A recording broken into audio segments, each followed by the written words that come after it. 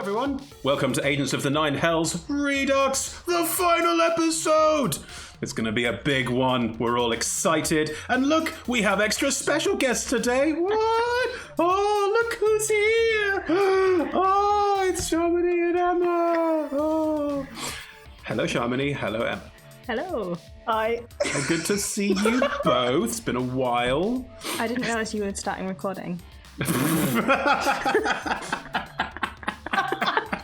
Who invited Sharmini? So professional every time. That's why you're here. Just, genius work from all around. So, Emma, Sharmini, you're here, and also you're back because you're playing Keldon and Perigal. Ooh, back again. For the audience who didn't watch the first season of Agents of the Nine Hells, Keldon and Perigal were in the original party with Andreas and Judah. They are old friends. Taller. All friends. Not that old. They're tall. Yeah, they're definitely taller than Andreas. That is canonically correct. It's Perigal. That's canonically a tall tale. Oh! Anyway, why don't the two of you introduce yourselves and your characters before we dive in too heavily, and then we'll go around the rest of the room as well, and everyone can say who they're playing, and give your pronouns if you would be so kind. Thank you.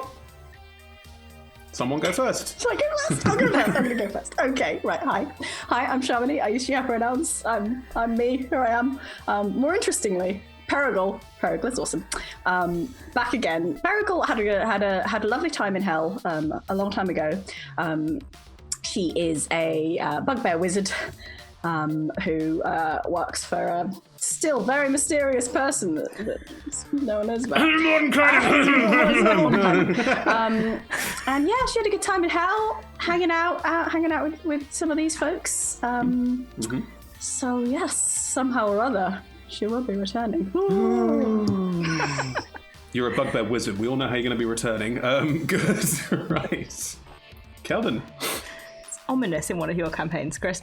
Hi, I'm Emma. I'm gender fluid, so I'll define my pronouns when someone needs to use them. I'm playing Keldon. Keldon is a minotaur. Keldon is a minotaur who looks like a Highland cow, so red fluff.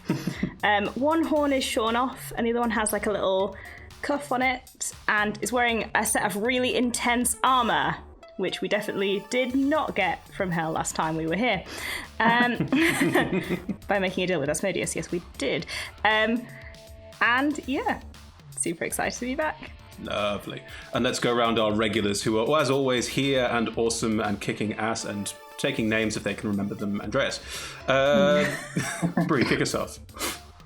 Hello, my name is Burrito, and my pronouns are she, they, and I play Lua, and his pronouns are he, him. And he is an elf rogue who does not know what to do with the powers that he has. He's also very tone deaf and knows one chord on his beautiful guitar, and he is madly in love with Andreas. And right now, I think, I don't know. He got him. He got the party into where they needed to go from a plus 15 persuasion. So he's good for something. He's a very sweet boy. He's a very, very sweet boy. He's a very gentle soul. So Yeah. He's not a boy. He's a man. Anastasia, how's it going? Hello, it's going good. My name's Anastasia, I use the pronouns she, her, and I am playing Rahazor. He uses he, him, and Rahazor is a half-orc, aberrant mind sorcerer. He's like a little bit goopy and icky, but he can do some really cool stuff. He can, kill a lot of people, but also get the party mixed up in it sometimes. But most importantly, he is the part of the now half of the party that is taller than Andreas.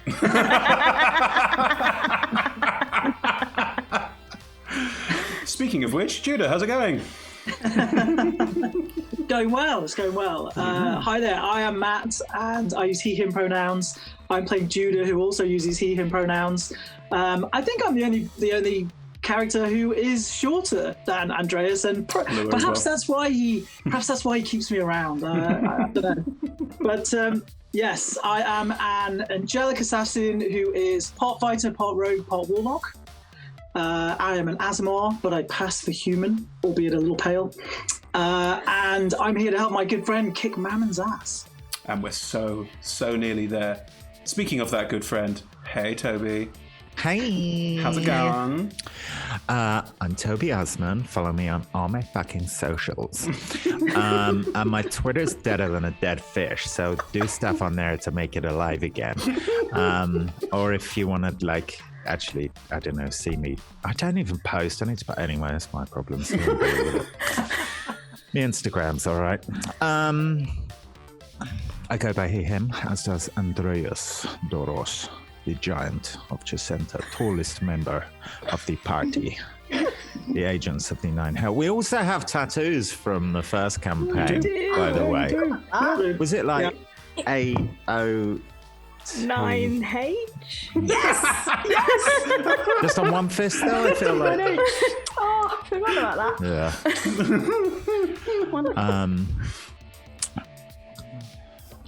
Should I say, I've got my flying hat.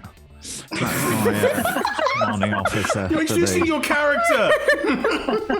Oh yeah, Andreas, okay. So when you lot were all power stacking your characters to Optimus Prime, Matt, with your 3,000 point Novas, I was like, I'm just going to take more points in Champion because it's less rules to worry about. Literally, I think I get Indomitable, which I just keep forgetting to use. So. I've got more hit points though. Yay! Thank you, Toby. Which has been pretty handy, to be fair. Yeah, it has, if you remember to actually take hit points off your character sheet. Cool, right, let us continue. We're playing Dungeons & Dragons, for those who are not in the know, which means that everyone here rolls 20-sided dice, and they have character sheets, which is provided by D&D Beyond, which you can see on that side of the screen. There it is. Yeah. Mine has 63 hit points, you'll see, at the moment. 63. That's really low. Yeah, it's less than half. Mine doesn't, Because I remember to take my hit points off. I've been counting mine down on the sheet that I have here, so mine doesn't have any. Anyway, yes, they roll 20-sided dice, and their character sheets tell them what they can do or not do or fail at. 20s are good, 1s are bad, and everything in between is on a scale, which I will decide what it means, because that is the awesome power I wield as the dungeon master of this game. I also control every single enemy they fight, the landscape around them, literally everything. The world is mine. But we'll see how it goes from here. Before we kick off too much, this stream runs for approximately 3 hours, and it is the finale, so it might run a little bit short today, but I will keep you all in the loop as much as I can. And there will be a short break somewhere near the middle while all the players go and have a bio break, I've heard is now the phrase. So, yeah. Is that what it's called? I'm not sure I like that. No, I don't. I think it's American. Yes, it is. AFKBB is the thing you need. Bio break was used extensively at my last company, so I can confirm. Yeah. I understand. What's okay. AFKBB? Away from keyboard. Away from keyboard, bio break. Oh, okay. Can we get that tattooed on our knuckles? Yeah. Yeah. AFKBB. That's definitely a hand tattoo I want. Cool, but yes, we have sponsors. We should probably do the show. We have lovely sponsors. Look at them arrayed around this screen in all their glory. We have the wonderful Hero Forge. They make miniatures, and I have miniatures of all of the main cast characters, not our guests, sadly, here, which I'll be placing on our initiative tracker throughout the course of the combat today, so you can see who goes in which order. Oh, God! And look at how beautiful they are. Isn't that lovely?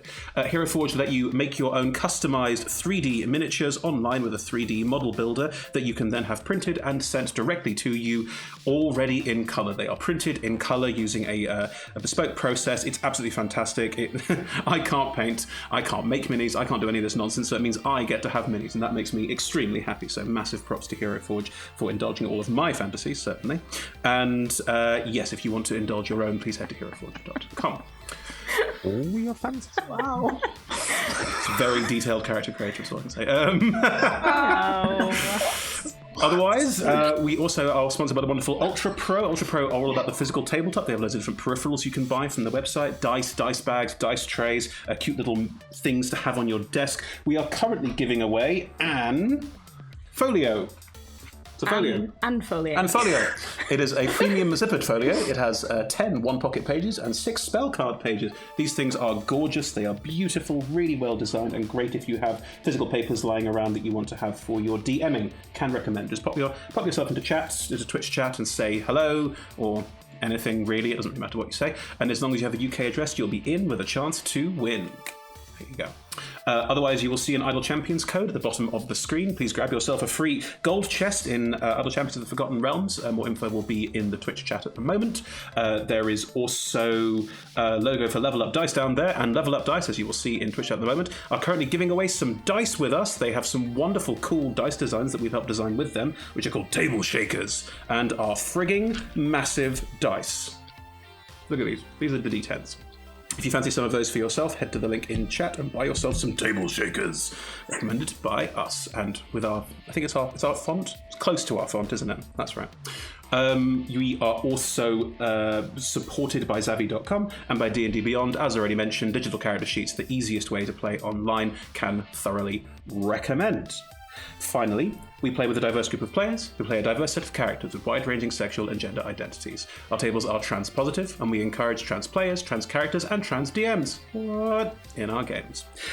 We have a policy for misgendering. That is, we don't want to do it, but it does sometimes happen. So when it does, we have a policy for correction. You'll see us using it throughout the stream. If you have any questions, pop into Twitch chat. Our mods will be happy to help you out there. We also note that DM and players may portray characters that are of different gender to themselves. Right. Lovely. Intro bump is done. Now what's left to do is kill Mammon. What? See you in a sec, everyone.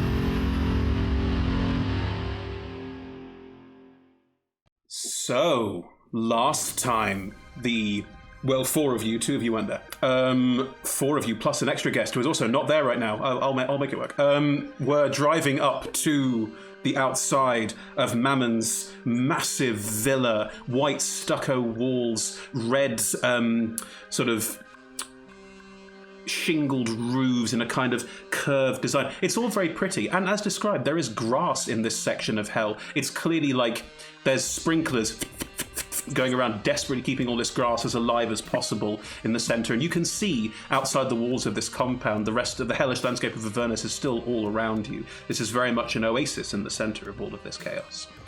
But the car with the four of you is driving up, and as you drive up to the outside, you have taken a short rest, which counts as a long rest in your special car, so you get to click the long rest button. Yay! I'm doing that now.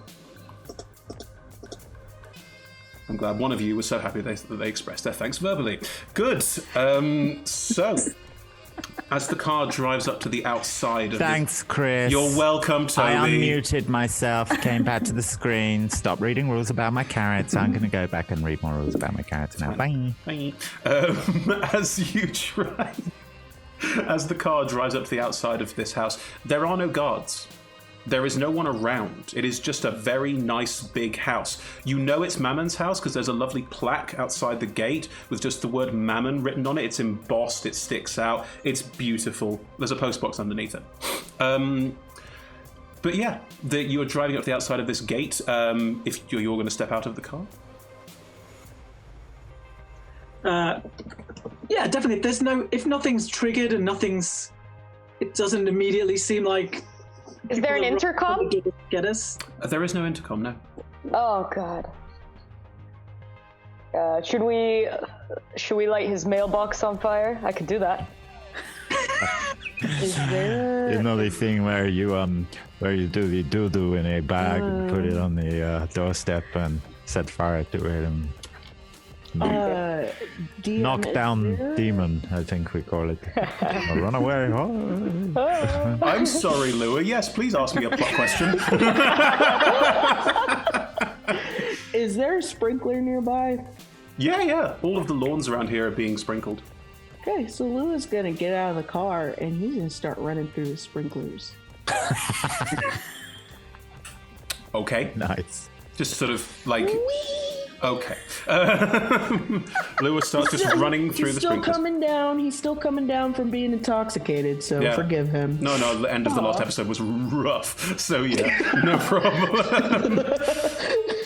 You are running your way through the sprinklers, just saying, wee. And Andreas, Judah, Razor, as Lua gets out of the car and starts running through the sprinklers, you look towards the house with like a... Nothing. Fick is going to get out of the car, bid their goodbyes, and head in towards the house and slip in through the front door. Thanks. Nice. Oh. I'm going to lean over Raz's shoulder and just honk the horn really loudly and abrasively. And then sit back, posing, maximum pose. Judah, you getting out the car? Far away, and I look for somewhere to hide. Classic Judah. As you get out of the car, there isn't a wall around this property. Like there's the sort of gate around the front of it, which is like a drive-in gate, but there's no walls either side of it. It's just it's an Art Deco piece. It's just there to show off. The driveway of the property is not even 100 feet long. Like it's a large property, but the drive-in isn't long. Wait, so there's a gate, but no walls on either side? Correct. Cool. Yeah. Nice. Okay. The gate itself is open. Like you can easily step in and out, and Lua's running through the fields. Is running around. Andreas has honked the horn, is just waiting. Judah, where do you want to hide? There's a couple of trees that look like they are dying horribly, unable to survive in this heat. But Tell me there's like a statue of an angel that you just behind. Oh, okay, I will say, roll for it. Yeah, I will say there is a small fountain in the front with what looks like, it's not an angel, it looks like it's got more of an imp-like figure, but it's a bit sort of elongated limbs, just sort of doing the classic angel pose on top of the fountain. Yeah, definitely behind that. Do you sort of fit in the pose? In the same pose. Right, no problem. Roll me a stealth check, see how well you manage it. 3,000. Now, I want you to bear in mind that I have plus 15 to this roll. Okay, yeah. Which is why it's so large. I've rolled my stealth check is 19. Okay, there you go. Okay, Judah's not particularly well hidden from Judah's perspective. Probably because he's doing a weird pose behind a statue and it just looks a bit odd. But yeah. I say to Raza, that is not his best work. No, not. I felt great respect for Judah. Thought of him as, maybe a distant cousin of a sort. But now, I'm not so sure. Razor leans over and opens Mammon's mailbox, if possible. Sure. Is there any mail in there? A couple of bills. I'll open that and say, hey, you want to go through his stuff, and hand half of it to Andreas? No, I have something to do. I like to open the top bill, see what it is. Sure, it's cable. Stupid. You can get Netflix. All right. Razor reverses and drives around the. I guess the gate's open, so drives through. You do so just we drive might in as well through the just gates. go. We're Lovely. very strong. That's totally fine. You drive in through the gates. Yeah. Andreas, what are you doing? I'm going to hop out the car, take off my car hat. Oh, actually, that's quite Greek. Quite like that. I mean, it's sweaty is what it is. Feel the earth between my fingers. That was my Russell Crowe gladiator. All right. Jump out of the car, go over to where Lua is, probably walk through a sprinkler a bit, just get a... And as you walk over, you hear, yeah! Lua, as you turn, Andreas is walking towards you, running around, and where he walks through the sprinkler, because of the harsh sunlight here, there is a faint, almost rainbow-like corona around him as he walks through the water. So, because Lua gets distracted, I feel like he would trip over one of the sprinklers and just face plant into like that mushy, like muddy grass, and he would just lay there. Do you want to roll for it, or are you choosing to fail the saving throw? It just happens. Yeah, it just happens. Okay. I definitely choose to fail that.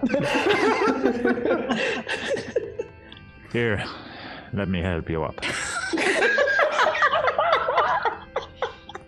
Extend the line. And when you pull him up, he's limb literally and just a rag. Like he just dead weights. He's a rag doll. So he's just like flailing as you like pull him up, and his entire face is just covered, like all the way down his neck, all the way down front of his body. It's just mud. Laura. Listen, I have something for you, and we need to discuss things, I think. First, if I may, I will give you this gift from my groin. It's a hard, powerful, thrusting implement, which I feel you should take and manipulate however you see fit. And I take out the silver dagger which Judah gave me in campaign 1 and hand it to Lua. This may come in useful in the fight to come. Why are you looking funny? Did you think I was going to say something else?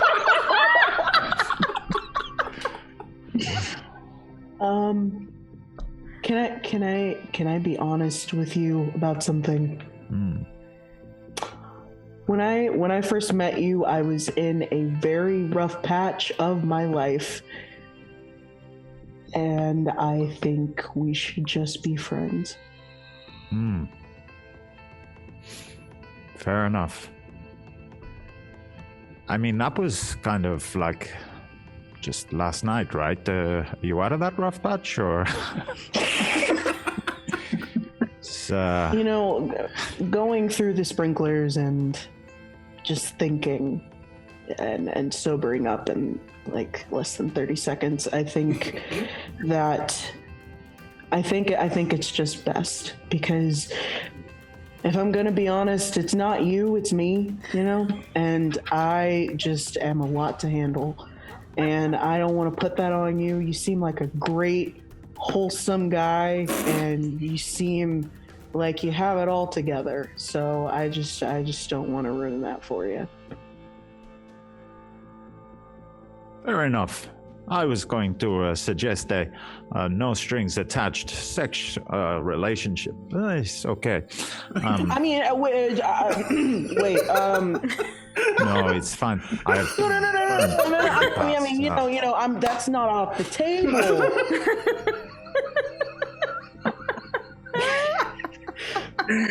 If there's nothing attached, I mean, that's fine with me. I mean, my ass would be attached. Oh, yeah. Probably bring a gun show as well.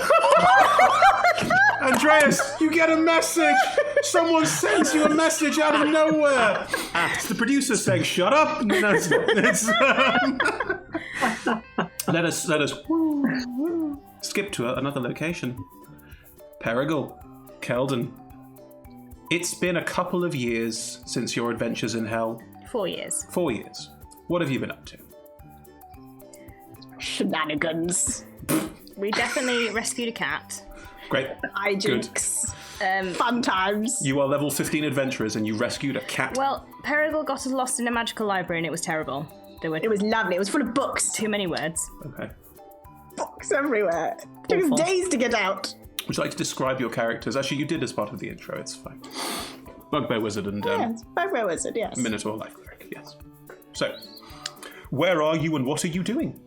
Well, we're still in Evereska. Mm-hmm.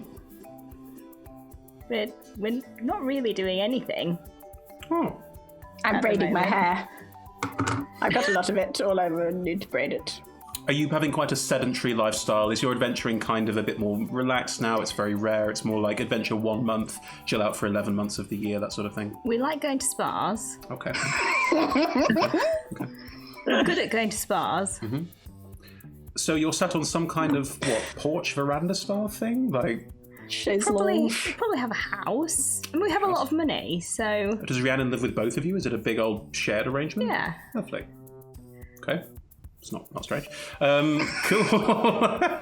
We could have 2 houses next to each other. Like, we have a lot of money. It's true, you do have a lot of money. One would say ill-gotten gains, but yes, you have quite a lot of money.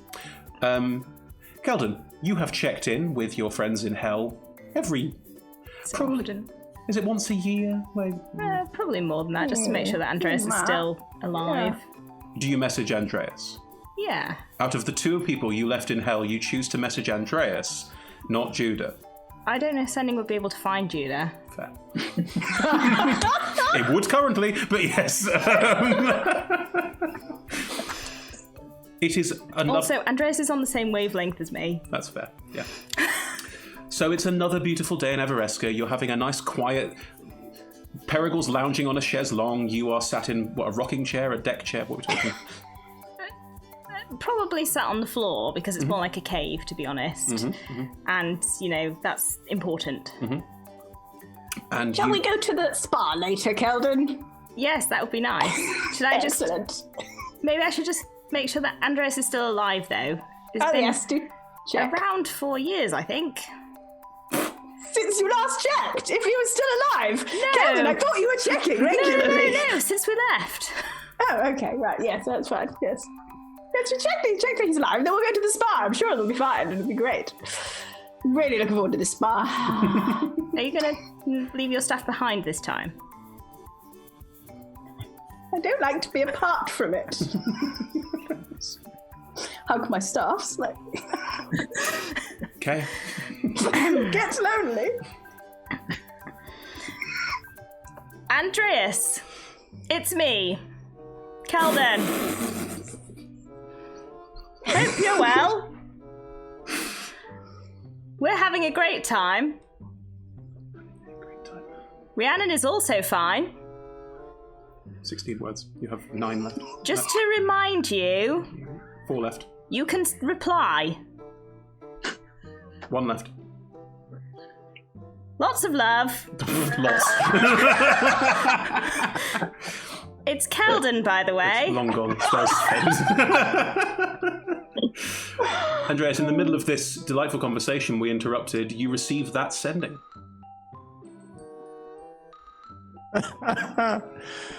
Lua, 1 moment. Please. Go ahead, take that. We will continue discussing sex, strings, etc. But I have a message from Keldon. Be great. Keldon! Come. Revengers. Assemble. On. I am in. He's still talking, but the I'm spell in has Mammon's long... complex. The spell has long... In hell. I think this place is called the Valley. Not yet, Lua. It is green. You will know the place because you can see Judah in it. She's very rare. He is. Andreas. It's a bit embarrassing. I'm still speaking. I'm not gonna have sex with you. Can you hear? Oh my gosh. Wait, what? What just happened? Have you found Mammon? I'll be honest, we were going to go to the spa, but we could come to Hell. I'd have to find the armor. The spa. We were going to go to the spa, Keldon. It might be under the cat. Don't worry. We'll be there soon. I am sorry, Keldon. When I heard your message ended with "you can message back lots," so I thought it was a new improved version of the spell. Oh no. Mammon. Yes? We're in hell. Come! Because that's what heroes do. It's spells fade. Right. Can you think still... the spa is off, Perigal. Can you hear me? I think... I think she's get us gone. to Hell. proposition here? What's happening? Is this? Are we going for a date or for what? Oh, no, I think there was a mix-up. Okay. No, I think we're going to fight Mammon. What now? Yes, now. I suppose we could spar tomorrow. Yes. All right, I'll go sort out the cat. In my mind's eye, I'm seeing Mr. Freeze in The Incredibles shouting, "Honey, where's my super suit?" Under the cat. You are about to meet the greatest heroes who ever walked hell and many other places where they walk. Keldon, savior of the Minotaur people. They slew some demon who was possessing the Minotaur people, so they were no longer cursed. It was most heroic. Nope. And Paragon, bugbear hero who actually has a cocktail named after her. That is why we had to burn down that last bar, because they did not serve the bubbling bugbear. It has been my mission since they left to burn down every bar in hell that does not serve the bubbling bugbear. This tattoo you see, they have matching tattoos. Judah, I can see you there. It's embarrassing. Come over here. There is no movement from the house. Nothing at all. There's been no reaction, no engagement, nothing. Rahazor honks the horn, like, come on, guys. Beep. Okay. The imp's dead. The music imp is dead. Yeah, music imp died. Oh no, I forgot that. Yeah. Yeah, very sad. First off, I message, is Andreas within 120 feet of me? Yeah. Yeah. So I message Andreas and I say, "Of course you can see me, you fool. It's the other people on the other side who won't be able to see me." Is this Keldon or Tampus? and then I message Rahazor and I say, "Rahazor, I know you love this car. Please stop honking the horn, please." If you come closer, I can also do what you're doing. So I just want you to know I have that power. That you never fail to impress me. I need you to know that. Rahazor feels good. We're all dead. From around the outside of the house, a bearded devil walks into view and stops. Rahazor knows exactly what to do. Hang on. They are... Most bearded devils you've seen have been dressed in sort of bikery sort of leathers and other stuff. This one is topless and is wearing little Speedos and is holding a cocktail in one hand and just looks at all of you, including Judah. Oh, called it. Just looks at the whole situation. You like to party?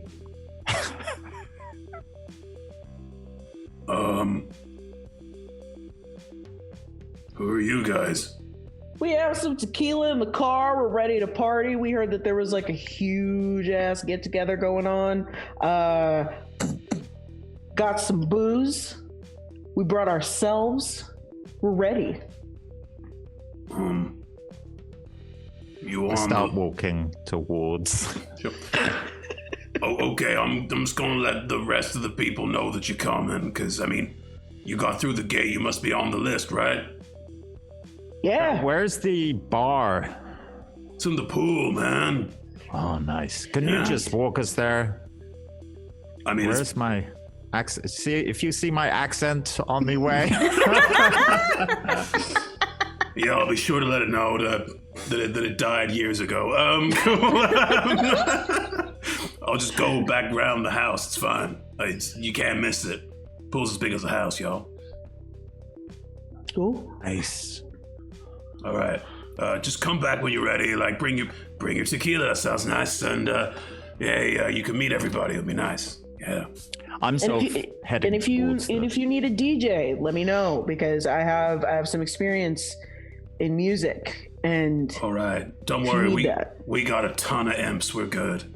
Just turns around and is gonna walk away. Andreas, are you gonna like catch up, or are you gonna? I want to sort of casually fast stroll. Like, oh, I'm so keen to see the pool. Mm-hmm. But how far away is the? About 20, 30 feet ahead of you. Not far. Nice. Okay. Yeah. I'm. Only time I regret having this clonky plate mail because I am a bit of a stealthy bastard when I need to be. Yeah, I want to try and catch up. You can catch up to the bearded devil, that's fine. They're not rushing. Cool. I'm gonna jump on your back.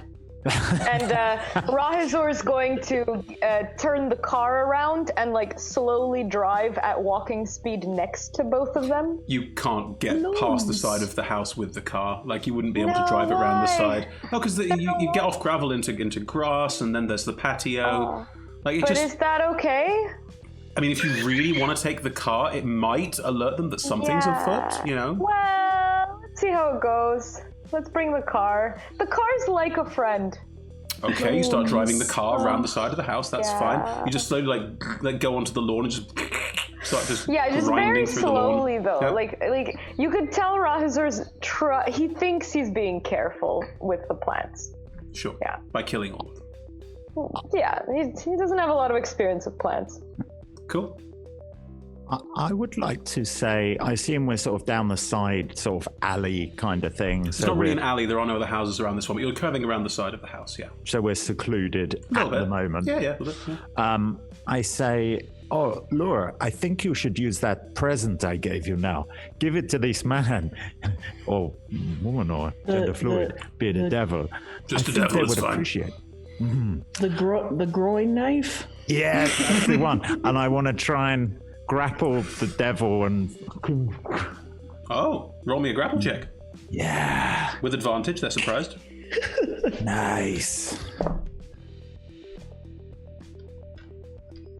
How do I roll a grapple check? It's athletics or acrobatics? Actually, for you, because you're doing it athletics. You grabbed. With advantage, because they don't know it's coming. Oh my god. It's a natural 20 on the first dice.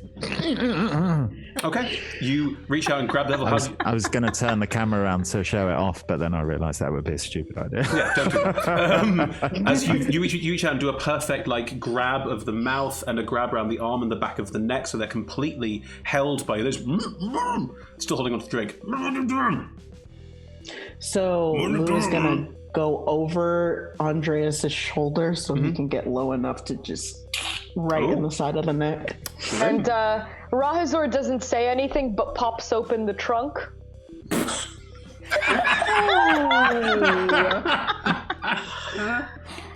Sure. You pop the trunk, and as you do, Lua, make me an attack roll with advantage because of the situation, and roll me all that sneak attack damage if you hit, which I think you probably will. Yes, 17. Yeah, hit. Yeah. Cool. I kind of wish we'd just like gagged them and tied them so they could be in the trunk.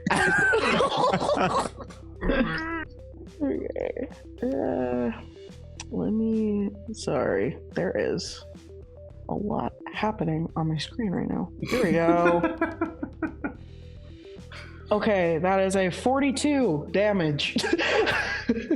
You don't kill it outright, but you do just and it just like the devil's clearly very badly hurt, and they just like just into they're coughing blood into Andreas's hand. Their speedos are splashed with blood. It's tragic. I don't know, mechanics wise, if I'm using both hands, I can't attack, so I'm just gonna keep secure. You can make an attack roll as well. Grappling only takes one arm. Okay. I was thinking of taking the drink with the other hand, but that's probably not as If you can kill them in one hit, and they've not got that many hit points left, and drop them, you can let go of the grapple and grab the drink as they go down. I'd allow that. Right. Smooth. 11, so it's 21 to hit. Yeah, it does, yeah.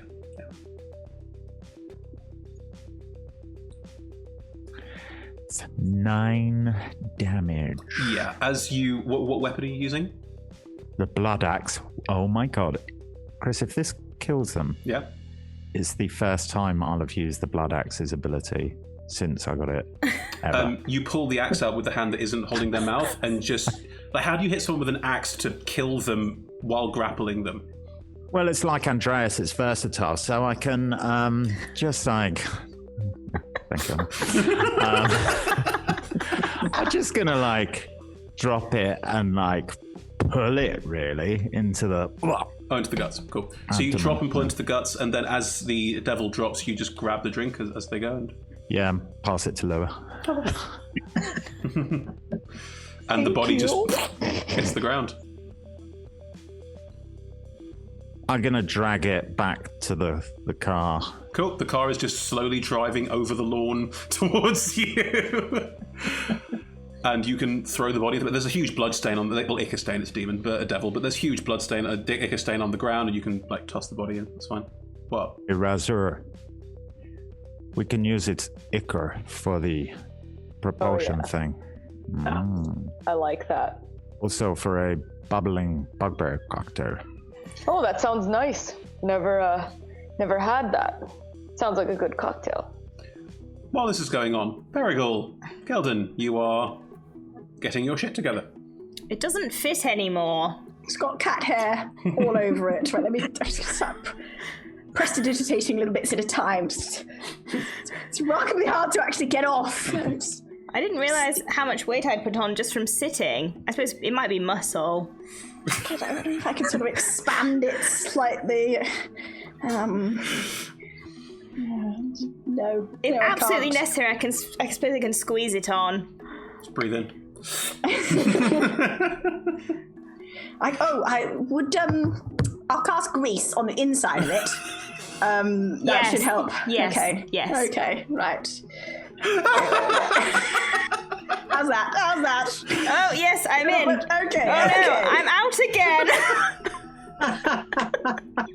And you're a minotaur, so there's just greasy You're covered in hair grease. everywhere. Okay. Oh dear. Okay, no, I've got it this time. Right. Okay, I am in. Okay, are you sure we shouldn't go to the spa first to get cleaned up so we make a good first impression? Andreas was quite clear that it was urgent, so It was 10 minutes ago. we should probably go. Right, okay. I haven't finished prestidigitating the car. Okay, no, never mind. Teleportation to spellbook. Like, I haven't done this in a while. Andreas. And you have the special teleportation, the one that Mr. M taught you that would let you travel between planes as well as teleport. And it takes me to Andreas. If I think about Andreas, I think about how tall he is.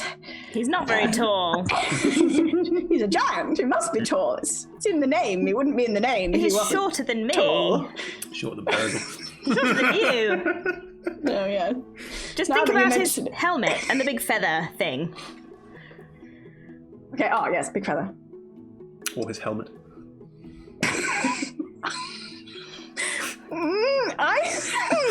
Toby, I was just going to get Toby, and I got him. It's fine. I teleport us to wherever Andreas is. Splendid.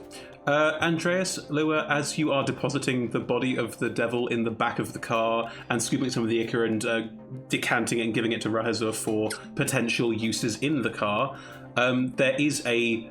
Well, Germany, how does Perigal's teleport look? What is the magic look of the teleport? It looks like the TARDIS materializing. Doctor Who's assistant appears with... And stepping out of the teleportation effect are... Well, do you want to describe what Keldon and Perigal look like at the moment? It is a slightly greasy red minotaur wearing armor that's clearly just like a little bit too small, and carrying a very large incenser, like a big like spiky ball on a stick, but that's wafting gentle smells of incense. So you look like a hero ready for battle? There's no like accoutrement that would look a little bit like someone who's spent the last couple of years doing very little?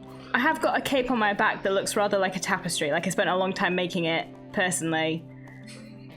Oh, that's nice. Hobbies. We can have hobbies now. Perigal, what do you look like? Paragal has lots of sort of like fancy golden frilly bits and fancy robes, and it's all very pretty and doesn't look like it's been through ichor and lava and horrible demon things. So it's all quite nice. Oh, and a nice silver birch staff, which also looks quite nice and pristine, like she prestidigitates it quite a lot. Again, some cat hair, but you can't really avoid that. She's sort of given up on the cat hair. So, magical bugbear mystic Meg? Nice little braids. Don't forget the nice little braids. These two middle-aged adventurers turn up. Andreas! Keldan, hero of the Minotaur people. Oh, well, we don't say that. No, I know you don't, because you are modest. You did not spend your formative years fighting for the crowds in Chesenta like Andreas the Giant did. I know no such thing, so Keldan, this is Lua Razur. This is Keldan, Judah. hero of the Minotaur people. What's happened? Is Judah okay? Is Judah alive? Did he die? This is Paragal, hero of the bugbear people, although not really in the same sort of vein, but Paragal does have a cocktail named after her, the bubbling bubble. You can't get those anywhere. Do you know that? We burnt down a bar literally last night because they didn't sell them. Paragal, just down the road. Oh my gosh, I've heard so much about this drink, and Rahazor is kind of like looks at these relatively well-dressed adventurers and compares them to himself, and he kind of wipes his blood-stained hands on his jean shorts and pulls them down a bit, just like very sheepish and uncomfortable, and in the presence of celebrity. Judah breaks cover so that people can finally see him. It was a 19. Keldan already knew you were there. I'm not sure. Keldan! Judah! It's so good. I realised that I never actually asked Andreas how you are, and it's so good to see you. I thought you freeing your people made them smarter. What are you doing back in hell? Well, I promised that I would come back here to help Andreas fight Mammon. That is why we're here, isn't it? Because there was... You're so heroic. Rookie! So heroic. It's so good to see you, Rookie. How you doing? Aww. Oh yeah, my passive perception is 20, so... I'm going for a hug with Keldan. Yes, definitely. Big hug. Reciprocate. Yeah. Rahazor leans into Lua and says, "It's so nice that Andreas's parents came here to see him defeat Mammon."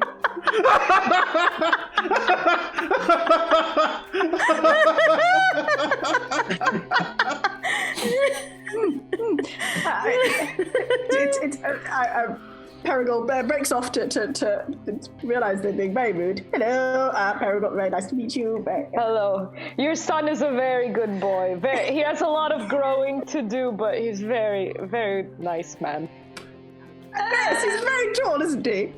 Well, Just looks at Judah and is like, how did I not know this? Wait, these are your parents? No. Where? Congratulations. I thought you didn't. What? I'm confused. Hello, I'm Paragal. Nice to meet you.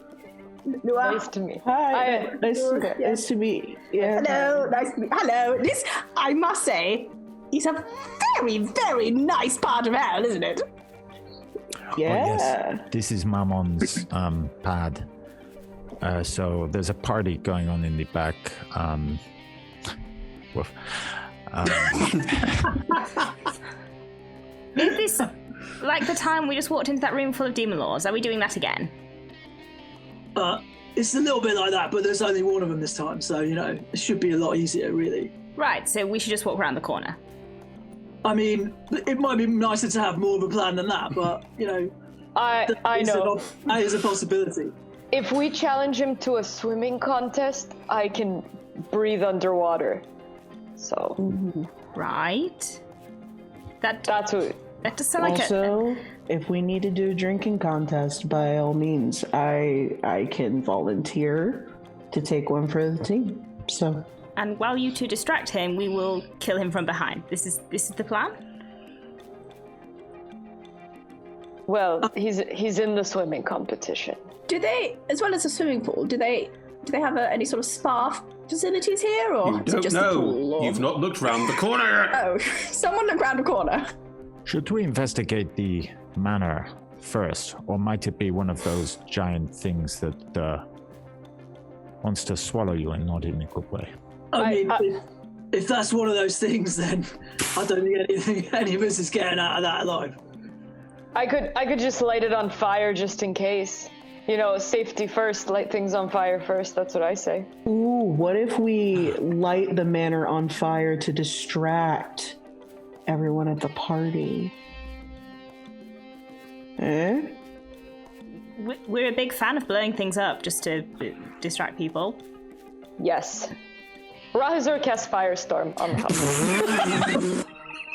I also like people of action. This is excellent. We've discussed it for 3 seconds. I mean, I think as Raz is doing that, I just turn to Judah and say, I think maybe you should stealth around the corner and sneak. The whole house, like not the whole thing, but large portions of it are now exploding and on fire. From around the corner. Could I ask for divine intervention, please, before we go any further? Sure, please. I'm going to roll my table shakers. Do it. I hug Keldon again. I'm so pleased to see you. Ilmata does not condone this bullshit. Good, right. Right, so the house is blowing up and on fire. From around the corner, you hear a lot of shouting and people running, and you are still out of the way of all of this. How much of the house is on fire? Would it still be possible to fly up and be on the roof the other side of the house without that? I mean, if you want to get yourself in the range of fire that might kill you, be my guest, Judah. it's at least 100 square cube, 100 foot squared of fire. So it's. No, that's why I was asking the question, really. So no, let's not do that. There are more shouting voices from around the side of the house where you didn't go around. Are you? Chris, Yeah. does it look like a normal building of wood, stone, whatever, or does it look like a giant mimic? being Now struck the by explosion has been hit by it. It's not a giant mimic. fire? Okay. I think we're about to have company. Oh, I should probably mage armor myself, right? I've done that in a while. Always forget. Perigal. The voices around the side of the house. There's no voices coming towards you. What does Mammon look like? How will we know which one's him? You will know the face of true evil. When Right, you face see of it. true evil. Well, Gotcha. yes, Baphomet also looked like the face of true evil, so you know. Did we kill I suppose Baphomet? it's a matter of No, perspective. we took Baphomet's braid, remember? And then we ran So away. So if we see the face of true evil, it's either Baphomet or Mammon. Yes. like giant snaky, horrible creature. Okay. Okay. Oh, I can make all of us invisible if that would be helpful. That would be excellent. Sounds like such fun. Right? Yeah.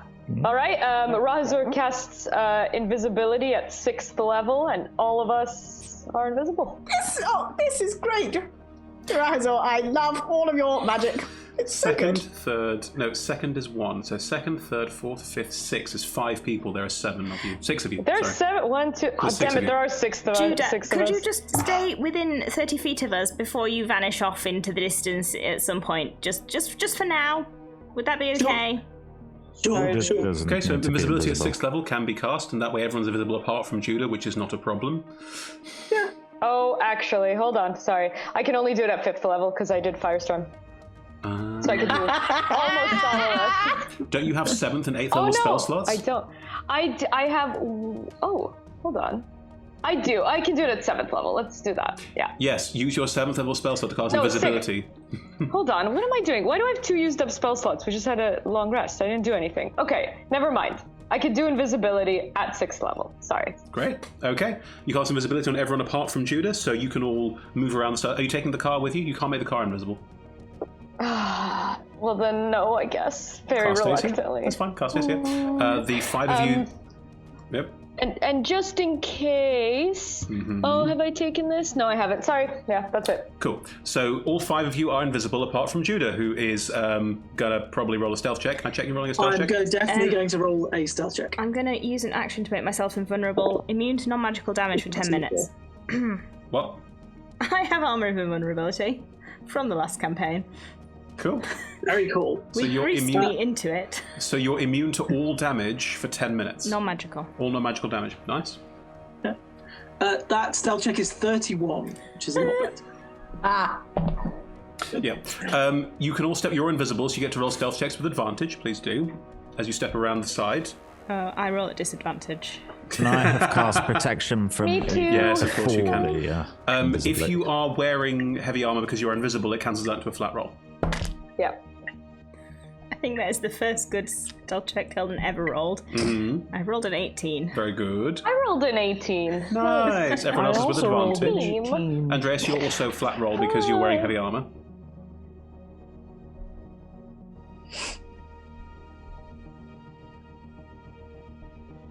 Chamonix? 13. 13. Yeah, Okay. sorry. It's all right. 13 for me.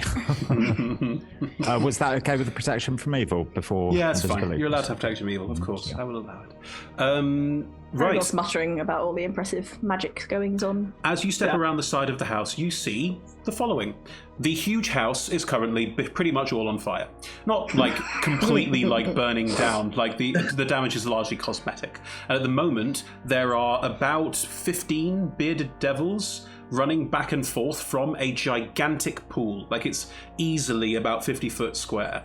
And it's got various like rock formations and like there's a little slide at one point. Like it's very much made to look like an outdoorsy. There's plants around. It's made to look like a sort of grotto, but it's definitely manufactured. The bottom is linoleum. And as you walk around the edge, you can see that these devils are running and throwing water from the pool out of buckets over the house, while a very large snake-looking devil, who Andreas recognizes immediately, sort of points them to like go and do. This large snake-like devil is rather big, like it's sort of a long snake body but with a belly as well, and is just sort of sat pointing and gesticulating to everybody to deal with the problem. Can I just lean to Perigor? Like, does that look like the face of evil to you? It's a pretty evil face. Does it? It's quite evil. It is quite snaky. As the 5 of you walk around the edge of the house, all of the devils turn and look in the direction of the talking that just happened. I'm using Hunter's Sense on Yes. Mammon. Okay, what does that do? As an action, choose one creature you can see within 60 feet. Yeah, as you're long close as- enough. Yeah, you're around the side of the house, that's fine. You immediately learn whether the creature has any damage immunities, resistances, or vulnerabilities, and what they are, if the creature is not hidden from divination magique. Not at all. Mammon is a fiend. Mammon is resistant to cold, bludgeoning, piercing, and slashing from non-magical attacks that aren't silvered, very importantly. He is immune to poison and fire damage. He's immune to charm, exhaustion, frighten, and poisoned effects. I whisper all of that. By this point, all of the devils are looking at you, and they're sort of like, "That's Mammon. Mammon is immune." And this is whispering all of these things quite loudly. If they've spotted us, I'm gonna cast Holy Aura, which is my 8th level spell. Okay, at this point, I think we're calling initiative because you've just literally. Can I like, cast it before we go here. into initiative? Because it's important for the first round. Can you tell us what Holy Aura looks like and what this effect is that means initiative gets rolled? Divine light washes out from you and coalesces into a soft radiance in 30 feet around you. Creatures of your choice shed dim light in a 5-foot radius and have advantage on all saving throws. Other creatures have disadvantage on attack rolls against them until the spell ends. In addition, when a fiend or an undead hits an affected creature with a melee attack, the aura flashes with a brilliant light. They must succeed on a con saving throw or be blinded until the spell ends, and it lasts for a minute and is concentration. Brilliant. As you're all invisible, but as Andreas starts whispering, We're all these, ghosts. yeah, you're basically glowing ghosts as the invisibility the stays. invisibility drops on me because I'm casting a spell. Yes. So Keldon, there's a Minotaur, and there's also. Do you cast it on Judah as well? Yeah, everybody. So Judah glows with a dim light. Yeah, sorry, Judah.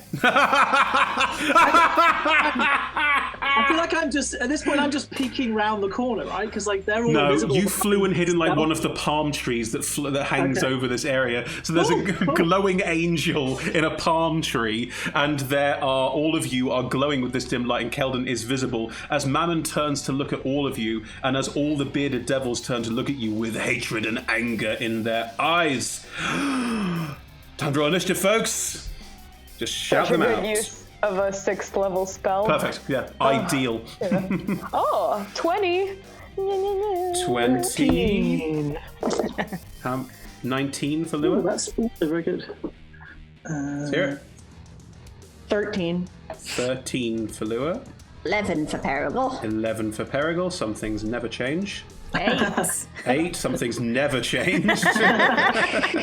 24. 24. I got to make more simple things. I got the alert feat because I was just +1 Yeah. initiative. Okay.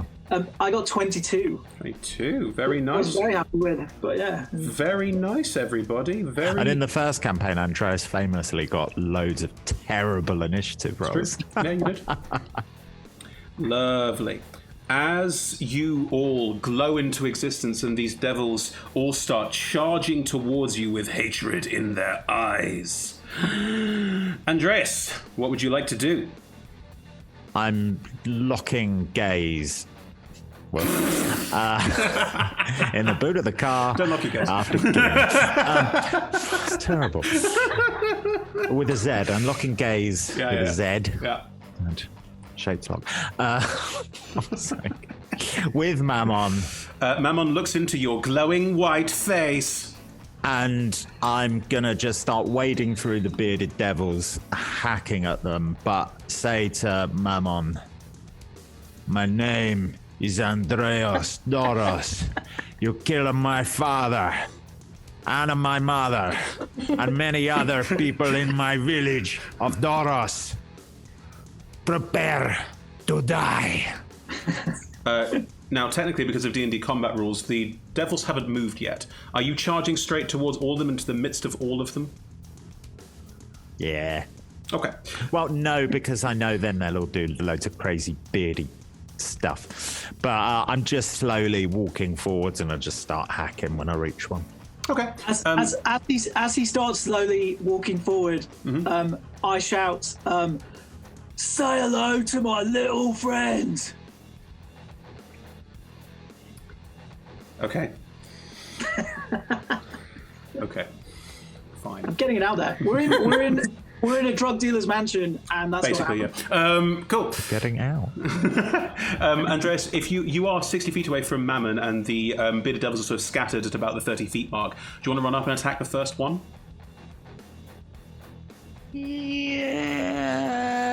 Yeah. I Sure. think so. Go for it.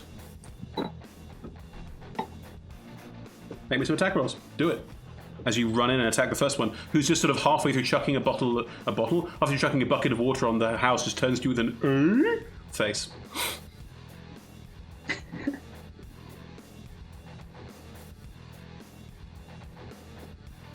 No, please. 24 to hit. Yeah, that hits. Obviously, it does. The first with the blood axe. Oh shit, blood axe. Yeah, so I should have got.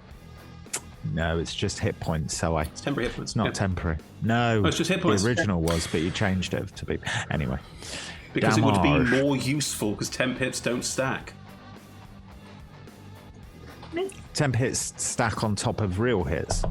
They don't stack on top of each other. Go on. 9 damage. Thwack. Do you want to use a bonus action to, I don't know. Yeah, absolutely. Yeah, Slayer's Prey it before you hit it? Yeah. Fine. I thought about that as soon as I rolled the dice. Add the damage dice on, it's fine. Oh, is that a D6? Yes. Yay. It's a bit embarrassing, isn't it? 9 damage for a 15. It might be more level than warrior. one d6. I'm not sure. Well, I got a 6 on the dice, which is nice. So 15. Yes, Cool. 15 Your first damage. hit, thwack. You run into one of the and just cut in with the axe on one of them. More attacks? You've used your bonus action to Slayer's Prey. You've got a second attack with your main hand if you want it. Yes, absolutely, I Go do. for it. I'm just checking that Yes, Slayer's Prey. Yeah, extra d6 damage. Cool. Second attack with my mace. It's a flail. Go on. More.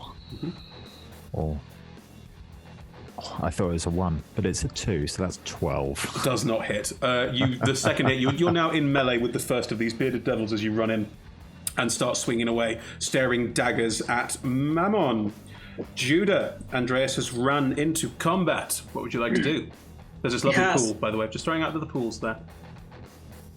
Okay, yeah, pool. Yeah, Good use pool. With a nice slide if you want it. Mammon has not acted yet. That is correct, yes? Yes. Okay.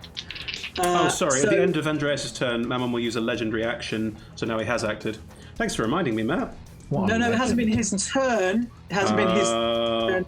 Fine, I will allow that, in which case the legendary action that he will take... Yeah! He's got great legendary actions.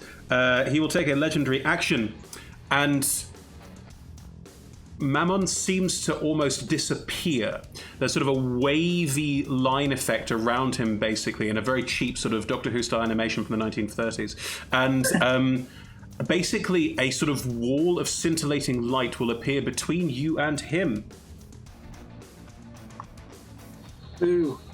Would you still like to attack? Would you still like to attack him? I think.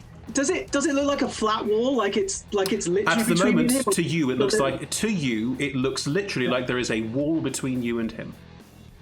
Okay. How high does this wall look? Does it look like it ends somewhere, the shimmering, or does it look like it just keeps on going? The wall looks like it is. The wall is about a 20-foot high wall. Oh, okay. In which case, I'm in the tree. Mm-hmm. I am going to fly up at an angle. Yep. To see if I can, with my regular 30 feet movement, if at that point I can see what I think is over the wall. Mammon is a large creature. Mammon is large, so I would say if you fly up, you'd be able to see over this scintillating wall. Yes. Okay, I look over the scintillating wall. You can see Mammon, that's fine. Yeah, I'm going to shoot. Annoyingly, I think I get advantage on the first one, not the second one. Well, it's assassinating, isn't it? You're doing everything. Yes. Yeah, fine. So, I'm going to shoot at a. Yeah, I'm going to shoot a normal arrow because I don't want to waste that yet. So, it's a good job I had thingy. One of those was a 1. Luckily, those 2 dice. 25. Why are you getting advantage? Because it's a surprise round. Because I'm going before him in the order, so Assassinator gives me advantage on that attack. I understand. Okay, what did you roll? I rolled 25. Hits, yeah. Hits, good. It's good. Okay, so that is going to be that. If it didn't hit, I'd be worried. Yeah, I'm just checking. I'm just testing. I have so many tricks up my sleeve. You don't even know. Exactly. So that's going to be 8, 11. That is 18. That is 22. It's 23 damage. Sure. First arrow. The first arrow strikes deep into Mammon's saggy snake flesh. It does. I'm going to take out a very, very special arrow, of which I used to have 25, but for 4 years now I've been carrying this thing around. It's my last one, and it is for a Demon Lord, and that is a natural 20. What the? And I'm going to look that up. So that arrow... End of film. 6d10 damage, because it is an arrow of devil slaying. Yeah, go for it. We gave you this in the first campaign. You never used it. It is. Okay. So... Oh my god, I might get... So how do I... You have to double the dice, so you'll need to... So actually, I'm going to get beyond to do the d10s, because like... So, 12 d10... I think Andreas sees that arrow. I'm going to do... Oh, you can do it. Arrow. He's a true friend. So let's roll that. Okay. And that is 68 damage, which is pretty good. That's just from the air. That's from the arrow. Mm-hmm. Oh no, that's from the arrow and the D8. I'm also going to do. I'm going to use one of my things. Is that with sneak attack and stuff? Yeah, no, I did sneak attack on the first, so can't do it on the second. On the sack. So, I'm gonna do. I'm taking him off the team here. I'm gonna do goading attack. Let's make him. I'm imagining he's amazing at wisdom saving throws, but let's have him make a wisdom saving throw.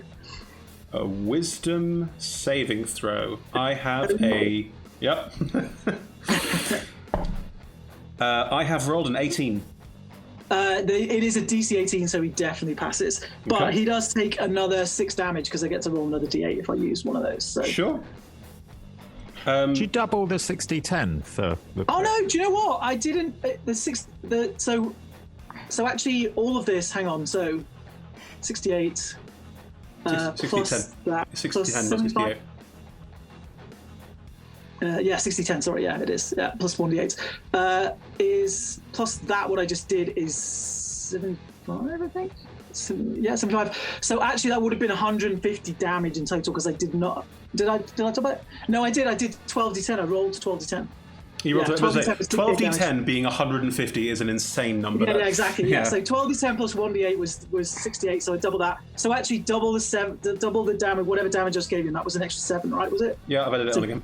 Cool. Because that's also on the same attack. The arrow really hurts Mammon. It really hurts.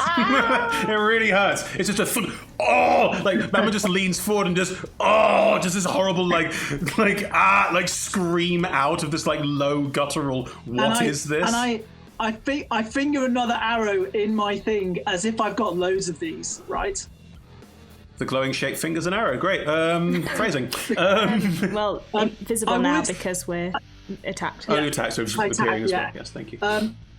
Is there any way that I'm using a bonus action to hide? Is that even a possibility? You are glowing with dim light, so But we're no. in sunlight. No, glowing with light. Glowing with light negates this shit. Like, you could go behind something, but people will know where you are because the tree will have an obvious glowing line around it. Sorry. Yes. Sorry, Matt. It's fine. Sorry. I will be behind the tree for cover and nothing more. That's fine. I understand. You get behind one of the palm trees for cover. As a legendary action at the end of that turn, Mammon is going to shout to all the bearded devils, "Defend me!" And they are all given an infernal command. You don't know what that does. Ooh. Lovely. Right. That's your turn, Judah. Rahazor, he sees the pool, the plants, so much life, but more importantly, so much water and moisture around. Yeah. So Rahazor will first use a bonus action to use Revelation in Flesh to spend a sorcery point and float up 30 feet so he can also see Mammon and also look to Judah and say, I can do that. As described, please describe how Rahazor, the giant frog-like half-orc, flies. Yeah, so at first I think he's going to push off with his frog legs, but then the tentacles under his beard and from his denim shorts will come out and he will flap. To him, gracefully. To everyone else, like, quite monstrously. Yeah, I think he's going to look quite scary to all of the enemies around. And then I imagine that Mammon's within 150 feet, right? Easily, yeah. Okay, so he will use his 8th level spell to cast in a 30-foot cube Abed Dalzim's Horrid Wilting, and additionally use the meta magic Heightened spell, which forces a creature of your choosing to have disadvantage on the saving throw for it, and it's Constitution 17. Okay. So, what does your Horrid Wilting look like when you cast it? Yeah, I think it's like. I don't think I can make this super gross, but Yes, I think you can. this. Yes, you can. Okay. I believe in you. All right, thank you. So I think Rahazor will maybe do something like puff up his chest and then do like a big inhalation. And like the ooze on his body comes out a little bit in anticipation of all the moisture that's going to be drawn into him into the air. And then he stretches out his arms as if pulling all the moisture towards his mouth as well. And then he just does it. Just suck all the moisture into yourself. Yes, and all non-magical plants in the area wither and die instantly as well. And I imagine like something happens with the pool. It's gross. Okay, let me roll for the people, and then let's talk about the pool. So, Mammon rolls with disadvantage because of your heightened spell.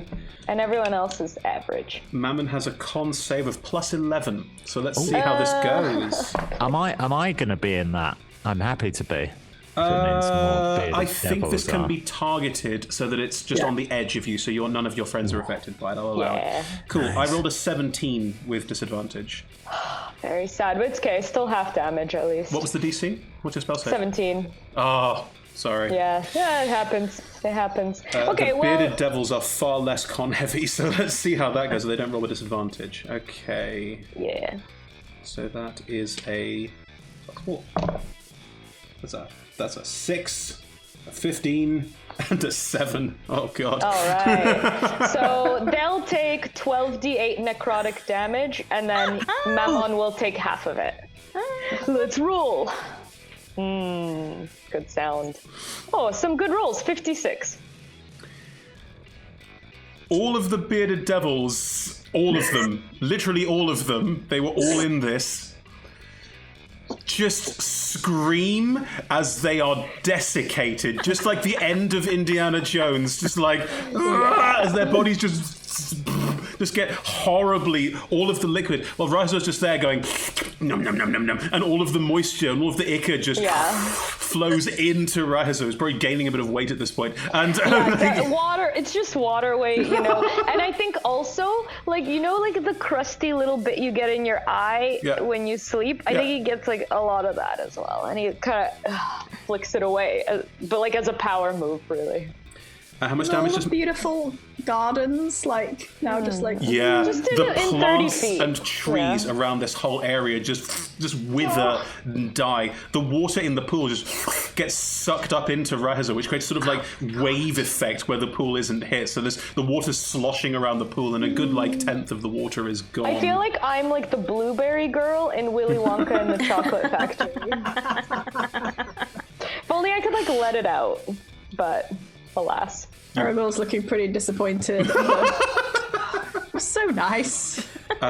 Anastasia, my challenge to you, find a way to let it out as part of spells, and I am so happy for it to happen. Yes, great. So Will do. this gigantic ball of a half-orc, bear in mind, is just holding all this water, just floating above everyone else, tentacles flapping wildly to keep this very heavy weight now aloft. I really want to pee now.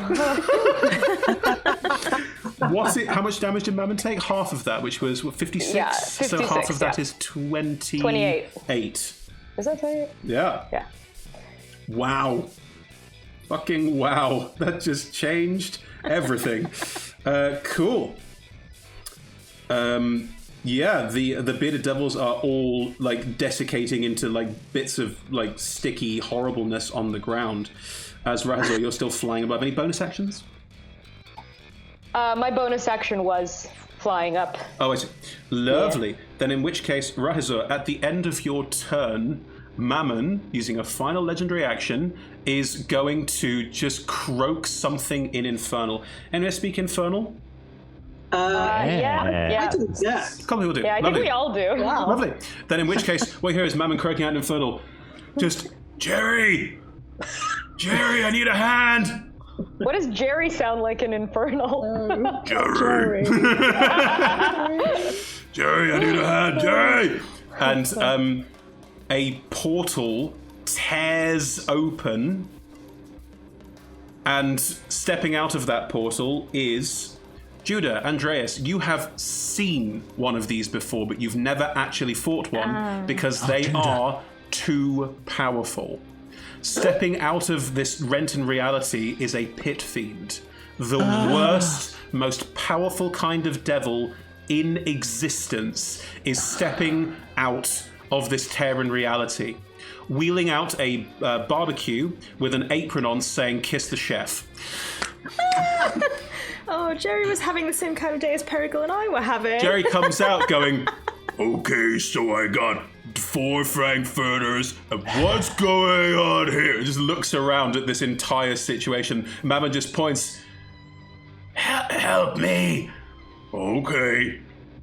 All right, everybody, just calm down. just stands there, just waving hands down. Does anyone make any effort to calm down? Not really. I mean, I will. And I will use persuasion to do so. Oh, it's not your turn. Just as a free action, anyone like sitting down, saying it's okay, we're cool.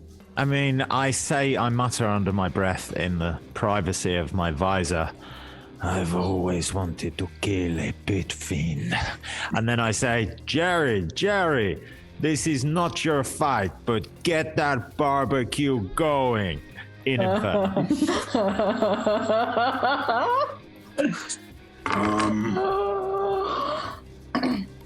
You guys on the list? Fuck yeah, Jerry. I don't think you're on the list. All right, okay. Let's all just go home. It's fine. And starts charging forward towards Andreas and is going to enter the fray. Oh, I want to run a pit fiend for years. Is the barbecue still all right? It didn't knock it over. Oh, no, they left it to one side. It's perfectly fine. It's not on though. It's not even ready. It's not ready. No, it's not to even heat ready. up. Yeah. And, Andreas, the pit fiend is going to charge towards you and make 4 attacks. All with disadvantage. All with disadvantage. And if it hits on, if one hits, then it needs to make a roll con save. For each Totally one fine. that hits. So, Andreas, what's your AC at the moment?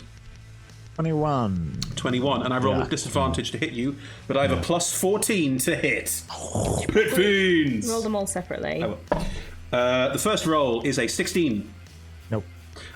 They pull out a gigantic mace from under their apron, which looks a little bit like a cooking fork, and just boom, bounces off the side of your armor. Don't attack me with your tiny barbecue utensils. Okay. He will lean down and try and bite your head off. There we go. That is a 23 to hit, even on disadvantage. I say, I'm not on the menu. So that definitely hits. What happens next? It's make a Constitution saving throw. Does it do the damage first? Well, it's irrelevant. The damage will happen. Okay. So a con save from a pit fiend is a plus 13. That is a 29. It's fun. Cool. Not blinded by the flash of light inside its own mouth. Andreas, you take Pit fiend. 4d6. Roll me a Constitution saving throw. You get +1 to saving. You have advantage on saving throws. What? For Holy Aura. Advantage on all saving throws. Wow. You have advantage on a con save. It's 11 on the first one. That is too low. 20. Dirty. That is not enough. The DC is 21. Pit fiend. Wow. Andreas, you take 10, 19, 21 points of piercing damage and... I need to do a concentration check. Yes, please. Is that also advantage? Yeah, you have advantage on all saving throws while Holy Aura'd. 12? How much damage did you take? You took 20. 20... How much damage did you take? 20... I'm going to say 23 because I think there's some sort of half rule, but that's just me cheating. I don't actually know what you said. I haven't got the I'm about to do more attacks. I think your con it doesn't matter because protection from evil and good is superseded by Holy Aura anyway. It doesn't matter if you lose it, so you may as well. Oh, okay. So Holy Aura fades. It has. No, Holy Aura does not Oh, sorry. fade. Protection from evil and good definitely fades. not. Holy Aura How is much still damage was it? Because I didn't write it down. So. Okay, I can work it out. It was 8 plus those 4, so that's 8, 16. It was 22 points of damage. So actually, okay, it would cool. still be up. It's up to you. He tried to hit you with his mace, which didn't hit. He then bit you. He's now going to swing with his claw as well. That is terrible. That's a 16 to hit you, which glances off your armor. And finally, his tail whips around and slashes across the side of your cheek as well. Does it cut through the armor? No, it's in that one. So you only take one hit, but the bite where he bit you, it bit like your entire shoulder and it pierced through the armor, and you feel it pumping with poison because you were poisoned, and you know it's gonna sting. Immediately? Or... Not immediately, on your turn. Oh, okay. That is the Pit Fiend's turn. In the Shout, fray. it poisoned me! Could you just stay out of trouble for like one set of 4 years? Just one? That's literally impossible. It is now Mammon's turn. Yes. Mammon heals on his turn. Heals at the start of his turn. Didn't take the right kind of damage. And it's starting to look a little bit healthier and better. Infernal Command is pointless because all of them are dead. Shame. Mammon will then... Yeah. Mammon will also start to fly, and will start flying up and away, trying to get away from all of this. Trying to run. Because that was a lot of damage in one round. There's a lot of damage in one round, and Mammon is flying away like the coward he is. He is going to fly 30 feet sort of back and away, as far away from this combat as he can in one go. Lua, all of that just happened. Okay. What are you going to do? So now Mammon is approximately like 60 feet away now. Bit further. He's running. 90. He's going. Okay. I'm gonna go ahead and Misty Step in front of him, and Misty Step has a range of 30 feet. Oh, I thought you said like he's approximately like 19 feet away now. 90. 90. 90. Okay, gotcha. Never mind. Well, in that case, I'm going to use my crossbow to do something. The Pit Fiend is currently engaged with Andreas, so you get sneak attack, but Mammon is not engaged with anybody. So I get sneak attack on the Fiend. On the Pit Fiend, but not on Mammon. Andreas is not engaged, just to...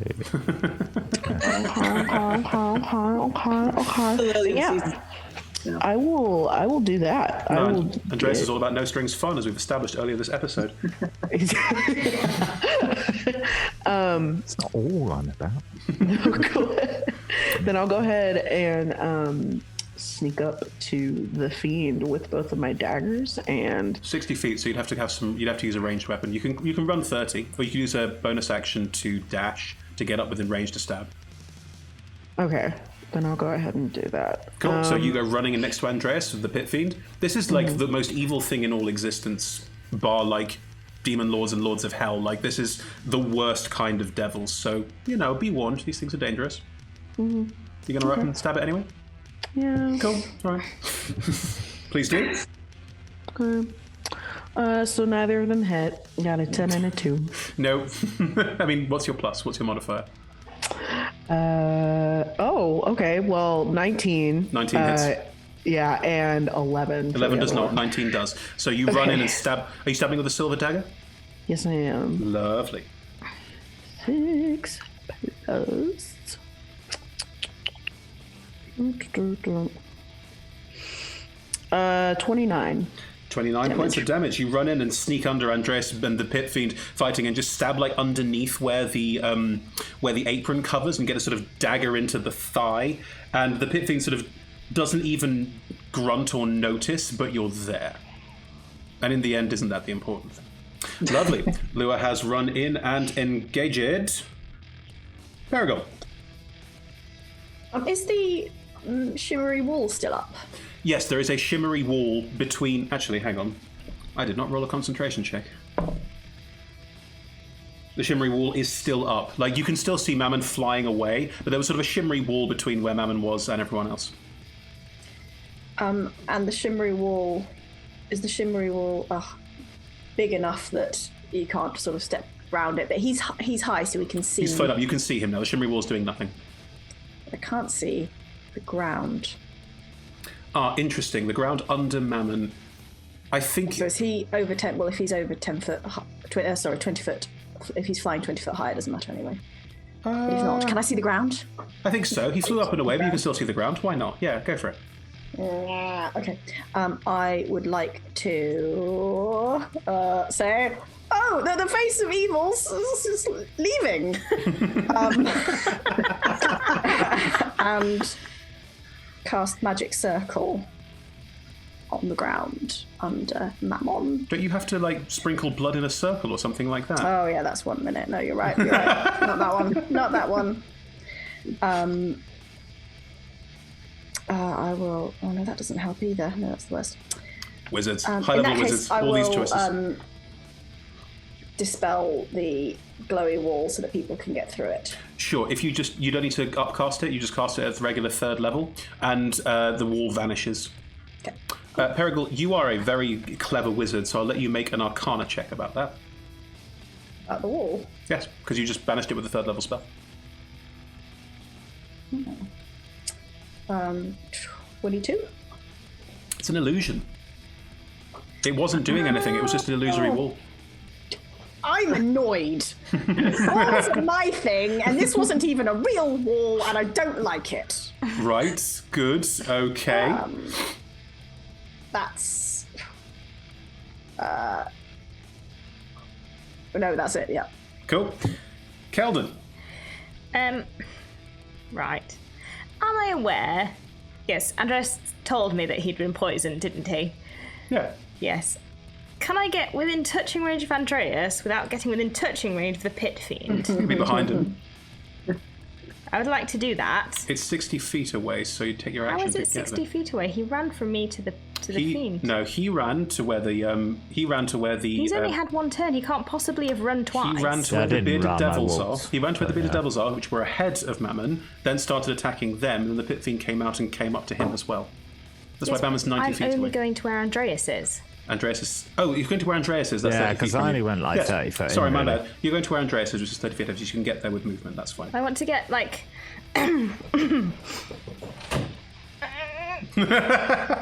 Okay, so you get behind Andreas and poke him with a finger. You're still within 5 feet of his back, because rules. I'm going to cast Lesser Restoration Create poison. and end poisoned. Cool. Andreas does not take a shit ton of damage on his turn. Keldon, thank you. It has a tail. I saw. I will then, as a bonus action, Yeah. begin my incenser. It's a sensor, not an incenser. But it sends out incense, so it's an incenser. The reason that incense is called incense is because it goes into a sensor. Look, it's mine, and I'm calling it an incenser. Fine. It has a command word. This is new, and the command word is cat. It starts emitting incense, but it doesn't do anything because it only happens at the start of my turn. So I then am going to back away. Well, you're within 5 feet, because 30 feet to get there. Shoot. You're standing right behind Andreas, waving your incense around. Yes. I cannot back away. Andreas, I can't back away now. I will protect you, Keldon. You are invulnerable to... Unbelievable. Right.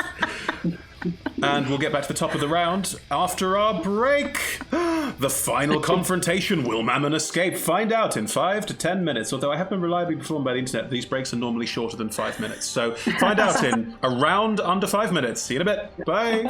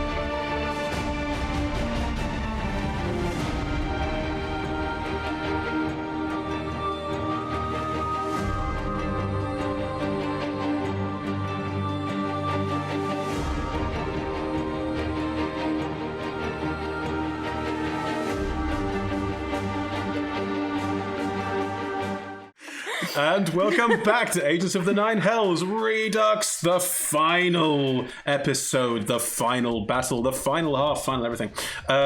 You are in mid-battle with Mammon, the Lord of Hell, who's trying to run away because you all did a lot of damage to him in one go in awful ways. And his pit fiend buddy is currently engaged with Andreas, that's the wording. And Perigal is nearby. Lua is also nearby. Perigal's not nearby, sorry, Keldon's nearby. Perigal is at the back. Judah's flying around. Rahazor's floating above the pool in a sort of ball of stretchy horribleness. Yeah. And Andreas, it is your turn. What would you like to do?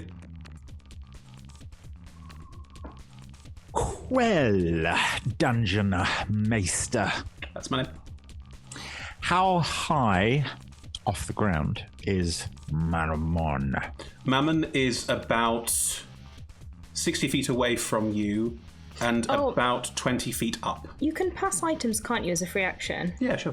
At the end of my turn, could I just put a little black bead into Andreas's hand? Oh. With a free action of an explanatory speak. It is a bead of force. Oh. One of Monsoon's beads of force. You were all given some. They make the devil balls, right? Make devil ball.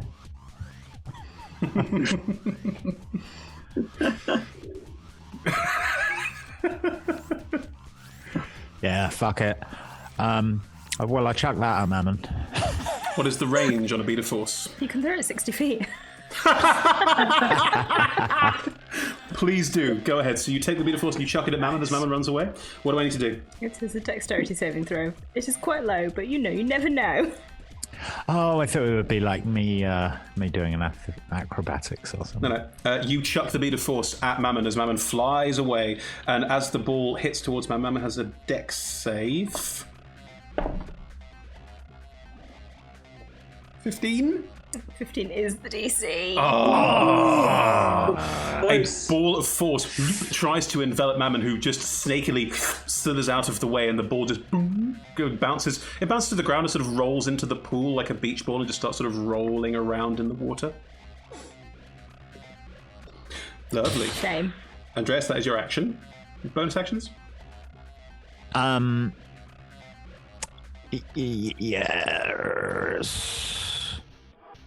Are there any I'm not muted, am I? No, good.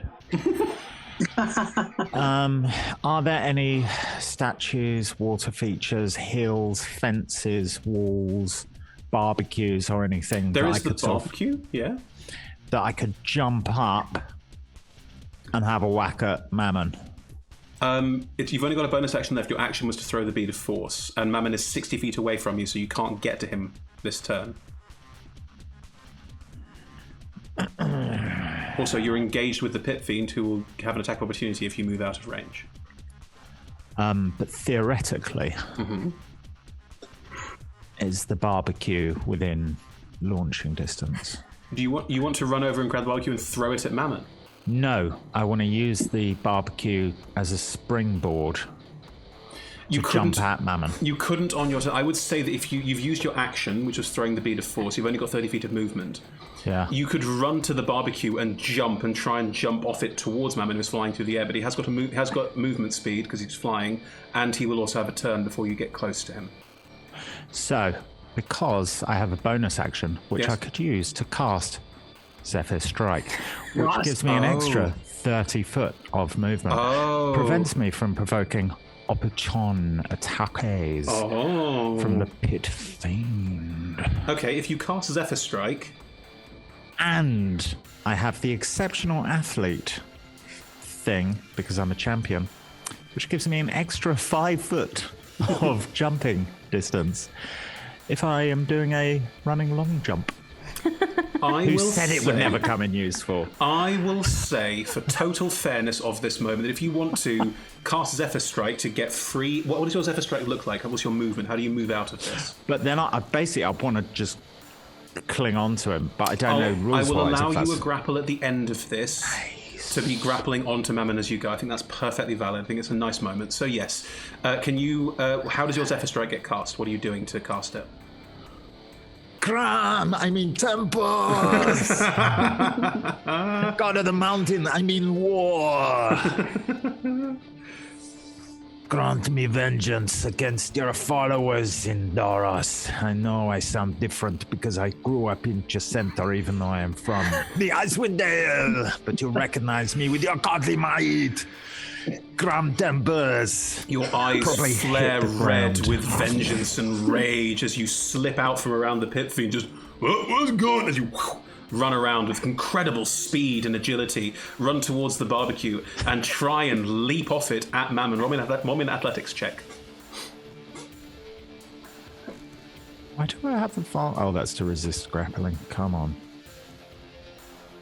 I thought it was 1. No, it's 12. It's not great. You run and you get a foot on the barbecue and you leap into the air towards Mammon. You are currently leaping in the air towards him, but you don't reach him. You're sort of flying in midair towards him, both weapons raised, just trying to reach him, but you haven't managed to get there on this time. Maybe because the roll wasn't that good, the barbecue sort of spills and I look back, I'm like, no! The barbecue falls over and sausages go bouncing all over the pool area. The victory feast. But you are now flying through the air towards Mammon at the end of your turn. I will certainly allow Ragnarok. Yeah, sure. I will allow that. Judah. Okay, so he is flying through the air towards him. Yep. But Mammon will still get to turn this go, so we'll get away. I am going to do something very un-Judah-like. And I'm going to... So I'm guessing Mammon is 60 feet away from me as well. You've been flying around a little bit, so if you wanted to be within 30 feet because of your crazy flying speed with your wings, I would allow that you have moved yourself to a position where you can be within 30 feet if you want to. Because I want to see if you're going to do it. Well, I am going to try and also grapple Mammon to see if I can stop him getting away, so that this leap, this amazing Zephyr Strike leap that I've seen my friend do is not in vain. So let's see if we can do that. Okay, maybe an athletics check. Athletics, okay. Let's just sort of bunk me up midair. It's 22. Yeah. I will say that you fly, you arrow over and just envelop Mammon in your arms and wings and just grab hold, throwing him, spinning around in the air with Andreas flying towards the both of you now. Okay. That's your action. That's my action. Did you get healed, or did you just get poison removed, Andreas? Poison removed. Poison removed. Okay, because I can do a bonus action healing things. I'm gonna do that.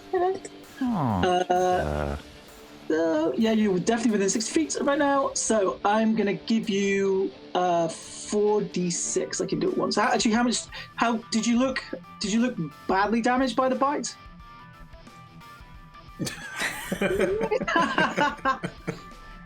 I'm not saying what Andreas would think. I'm saying what actually looks like it happened in real life.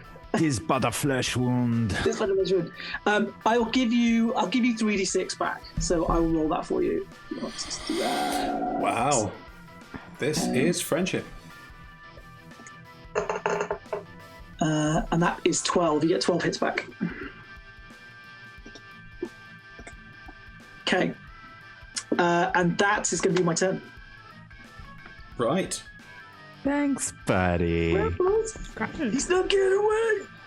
Right. Thank you, Kelton. It almost worked. We still have like the nice ghost aura around us, right? Yes, you do. Still have nice ghost aura. Okay, it makes me feel less bad about what I'm about to do. Oh god. Oh no.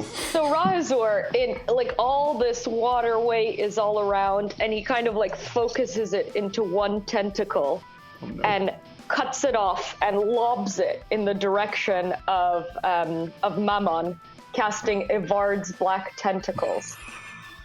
So a lot of the description of the spell sounds like I wrote it, but I didn't. So squirming ebony tentacles No, they're testicles now. Cannon. Do not bleep that. I did a whoopsie. Okay. It's very red now. Phil, a 20-foot square on the ground. It goes 90 feet is the range. Yep, sure. And it's a 20-foot cube, and you were saying he was 20 feet off the ground, so hopefully you can get him. When a creature enters the affected area for the first time or starts its turn there, the creature must succeed on a dex saving throw or take 3d6 bludgeoning damage and be restrained by the tentacles until the spell ends. And I think that is it. Yeah, so that'll take effect next turn, but can I also use Heightened Spell on it to give him a disadvantage? I think so. Yeah, I think that's fair. Okay, I will do that. And then I'm gonna not say more words and be done with my turn. Did all of the water weight turn into these tentacles that came out? Yeah, so it went into one big tentacle because that was the material component is a piece of tentacle. Okay. And so that one tentacle kind of gave birth to all the other tentacles. That's why they're so bulbous. That's why they're so bulbous. Yes. Vascular. Vascular and bulbous. Yeah, there we go. Good. Right. Thank you, Raza. Cool. The Pit Fiend, seeing all this happening, is going to look around and then see Keldon, who was being blocked by Andreas, who has run away. I forgot. I forgot I was meat shield. I'm sorry. So look at you. Why are you guys doing this? I mean, we were just having a party. I mean, you're perfectly welcome not to join in. I mean, You're killing my boss. Well, like my bud. We go way back. Went to college together. well, he did something very nasty to my friend, so So I guess we have to do this, huh? Well, no, you could always we could just walk away. We could just turn around and pretend we never saw each other. But then my buddy's dead. Well, all mine's dead. But we'd still be alive. Roll a persuasion check. I'm really bad at this. Good deal.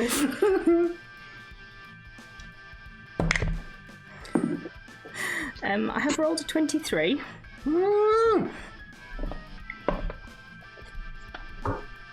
Okay, but if you stay out of it, I'm just gonna deal with your friends who are hurting my guy. Is that all right? Absolutely fine. I'm just going to stand here and absolutely not heal anybody. Okay. Looks down at Lua. Same deal?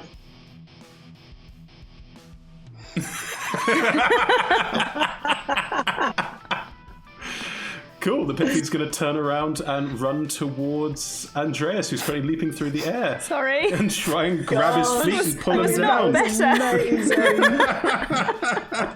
That was good. That was a good play. So Andreas, the Pit Fiend's going to run up underneath where you're running and try and grab your ankles, basically. No, get the barbecue. With disadvantage. Disadvantage. That is a 20 non-natural to grab your ankles. You're currently Zephyr Strike. Does that mean that you are... It's a tax opportunity, so it's not just any old attack. Yes, I do not suffer from attack of opportunities. Cool, you still have to contest the grapple, though. Ah, well, that's good because of my armor. I get advantage Cool. on contesting grapples. Try and roll me an athletics or acrobatics to contest it. Although he is quite the acrobat, he's more the athlete. 24. The Pit Fiend runs underneath you and tries to grab your feet, and you just tuck them in at the right moment and pull them out of range as you're still leaping through the air. It just looks up at you. Oh, come on, man! And is going to, this time, not try and grab you, but try and just claw up and try and damage you in the air. Disadvantage again. Plus a 14. Wow, that's a 28 to hit you. Oh. Yes. Your feet get flensed for 18 points of damage, taking skin from bone. It needs to, flensing make hurts. a con saving throw. Con save. That's a 12 plus 13, 25. Yeah, it's fine. It's already tried to grab you. So it's grabbed, clawed. It's going to swing out with the mace as well and try and hit you with its cooking prong fork in midair. Wow, even disadvantage. That is a 25. Rolling well. I got a 22 for my first concentration check for Zephyr Strike. Cool, maintained. For this, you take 6 plus 8, 14 points of bludgeoning damage plus... I still have Ilmata's shield. Yes, you do. Could I take that? Do you want to take all of this? There's fire damage as well. Well, yes. Okay. Which, Andreas, you do not take the second attack, which was... 14. 14 plus... Aww. 6, 7, 8, 14, 17. 14 plus 17, so 31, most of which is fire damage. Am I still invulnerable to the bludgeoning damage? It's just bludgeoning... it's magical bludgeoning damage, so no, you're not vulnerable to it. So Sorry. how much do I take? 31, 1. wasn't it? Yeah, 31 points of damage. I will make a con save. I forgot about that superpower. It's going to be fine. I've rolled an 18. It's a 21. 21, So, 42, yes, you maintain Holy Aura. However, your shield does flash with golden light as the strike doesn't hit Andreas, it hits you. Pippin looks back at you and goes, "No, okay, that wasn't part of the deal." And is going to turn around and face up to you. I mean, it's basically healing in reverse. You said you weren't gonna heal people. Well, Kay didn't heal me. that was a clever lie. I mean, this is all happening while Andreas is slow motioning through the air, so you know. Like, the Pippin's going to turn around and it's going to use its tail attack on you, Keldon, because it's cross with you now. Did it follow make the the deal. con save again? Oh, sorry. That's a long way away, because... Tail's got crazy range, yeah. It's got crazy range, it's huge, it's got crazy range anyway. 7, 6... So that's a 6 plus 13, 19? Yeah, 19 is fine. Cool. What is the DC? 18, I believe. Okay, so I've got to roll under a 5 for it to affect it. It's now going to strike you with its tail, just whoosh, as you attacked it. Again, attacking with disadvantage. 21 to hit you. Yeah, my C is 20. I thought it was 20. And it's going to roll the con save as well. It's a con save with advantage or disadvantage or neither? It's just a con save. It's just con save. So many different saves. Ah! Ha, ha. I've rolled the save to avoid the blinding, and I've rolled a 3. I mean, it will be blind if I still have concentration on the spell. How much damage do I take? You take... No, hang on. The effect will still happen, because the effect happens before the damage takes effect. Okay. So now, well, no, it's blind for as long as the spell lasts. Oh, I see. So it hits you, and the blinding the blindness smashes. The light cracks out against it. It just, hey, this wasn't part of our deal. And you take 27 points of bludgeoning damage from the tail. Okay. Magical bludgeoning. Yes. No, that's 10 on Perigal. save. Well, can I say, oi, less of that, and as a reaction, project my arcane ward onto. Yes, of course you can. For that 27. Yeah. So they're all taken by the arcane ward. Yeah. Oh, cool. Right, so you maintain concentration. It is still blinded, and so it's just whacked you with its Thank you, tail, Perigal. which has hit the shield, not you. It's still blind because the spell's still in effect. It's just, oh! I just wanted to have a barbecue with some friends. Good, lovely. That is the end of the Pit Fiend's turn. It is now Mammon's turn. Tentacle time. Yeah. So what's the saving throw? It's Constitution disadvantage. Oh no, hold on. Is it? It's Dexterity disadvantage. Dex disadvantage. And Ooh, that's a 17. Yeah, that's what it. Sorry, that's 2 what 8s on the it dice. Oh yeah. Well, it saved. Still takes some half damage and isn't grappled. It doesn't look like anything happens. The creature makes a sound dex saving throw, take 2d6 and fear strain those tentacles does. No, it looks like nothing happens. Okay. But the area is difficult terrain. Cool. And anyone who goes into it has to roll strength saves anyway, so Andreas better hope he manages to grab hold of something. Oh, hold on. Yeah, that's it. That's it. Cool. Yeah. That's fine. Mammon's going to try and fly up, grappled so can't move. Judah, Mammon's going to look at you. Yeah. He's going to use his 9th level spell. And just say... You don't even hear the word. The words of power that he speaks rings in your ears, and you don't have any... all of you sort of oof. Like it's this sort of strange effective word that you don't really understand. Judah, how many hit points do you have? Currently I have 130 of all of my hit points. Cool. You do not die. Gore! Power word kill. Mammon cannot fly up because it's grappled with you, cannot move. It's not affected by the tentacles, but it is difficult terrain. Yeah.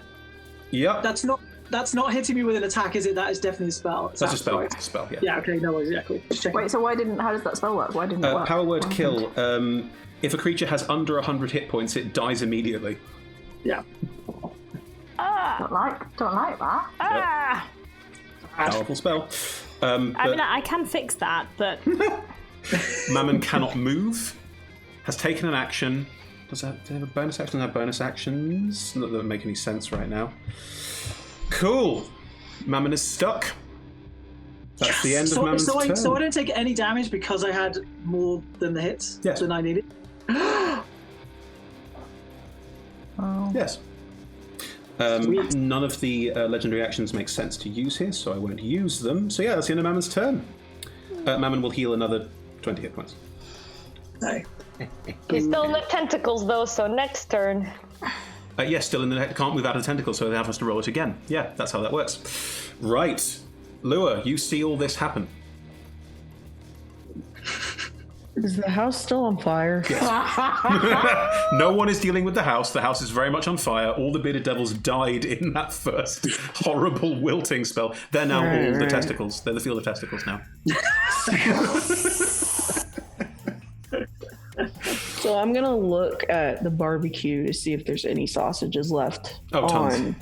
Okay. I'm gonna take one that hasn't been tarnished, and I'm gonna take the nearest stick. I'm assuming there's probably sticks on the ground, and I'm just gonna stick it on there. And I'm gonna go over to the burning house, and I'm just gonna hold it in the flame while I'm watching. Step out of the fight and go and make a sausage. Okay, that's perfectly fine. You are welcome to do that. I don't have any fancy magic, so I'm just like, It's a perfect time step away because the pit fiend is blind, so it can't do anything about it. That's what you do it. It's like don't eat my sausages. Oh no! There we go. I think I shall move closer to the testicles and all of that. If I use my movement, how close am I to all of? You can be alongside Kelvin if you move up. That's fine. And how far away is that from the? You are there for 30. No, because it's a field. You are roughly 10 to 15 feet from the field of testicles, and the pit fiend is on the edge of the field of testicles, but not inside it. That's not far at all. No. Ooh, in that case, I'm going to try. The pit fiend. I'm going to try and banish it because if it does work, it'll just be so convenient. I might as well give it a try. Okay, what does the pit fiend have to roll? It's a charisma save. Oh, it's not amazing at those.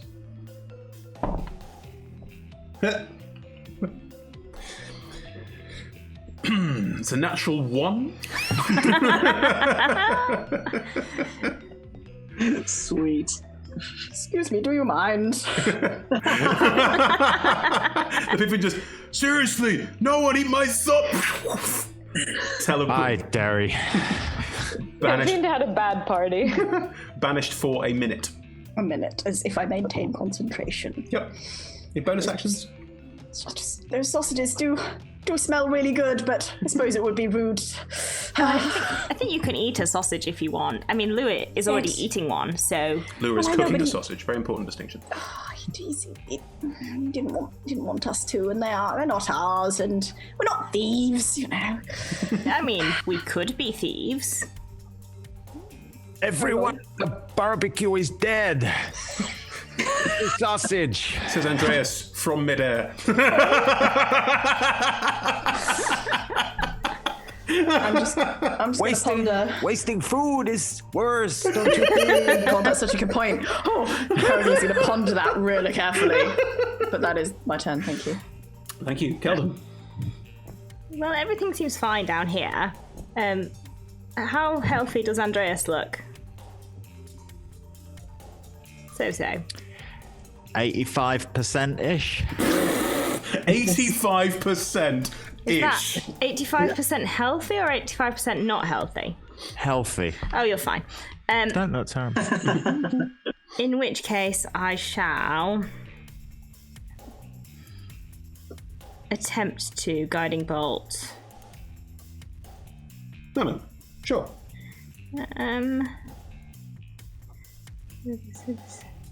Yes. Yes, cool. Make a spell attack roll. It's a 19. That hits, yeah. Oh, excellent.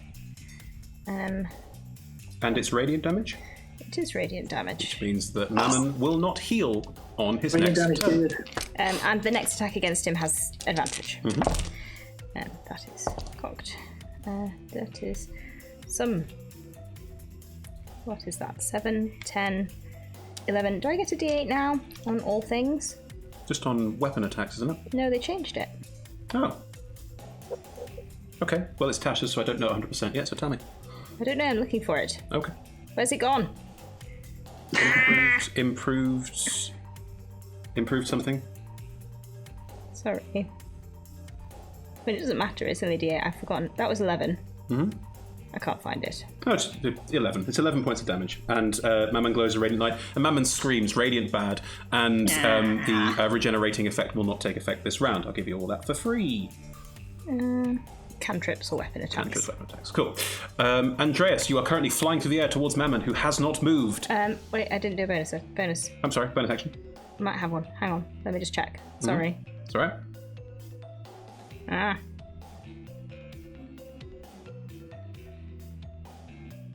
Nothing that I can do down here. No. Cool. Andreas, you're still flying through the air towards Mammon. Mammon hasn't moved. So you will land on Mammon if you want to, and then have your full turn. What would you like to do? Judah's still wrapped around him. Nice.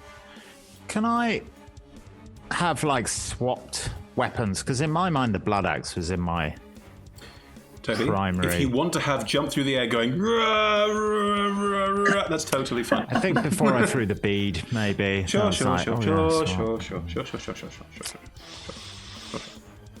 I'm just going to start beating on Mammon. Phrasing, gone. I'm not beating off him. Come on. No, don't do that. That's going to happen. Come on, hit him. Right. I would like to check that thing that you look at someone and you get an extra d6 damage. Do you need to use an action It's bonus action to move it. to move it? It's bonus action, I think. Is it?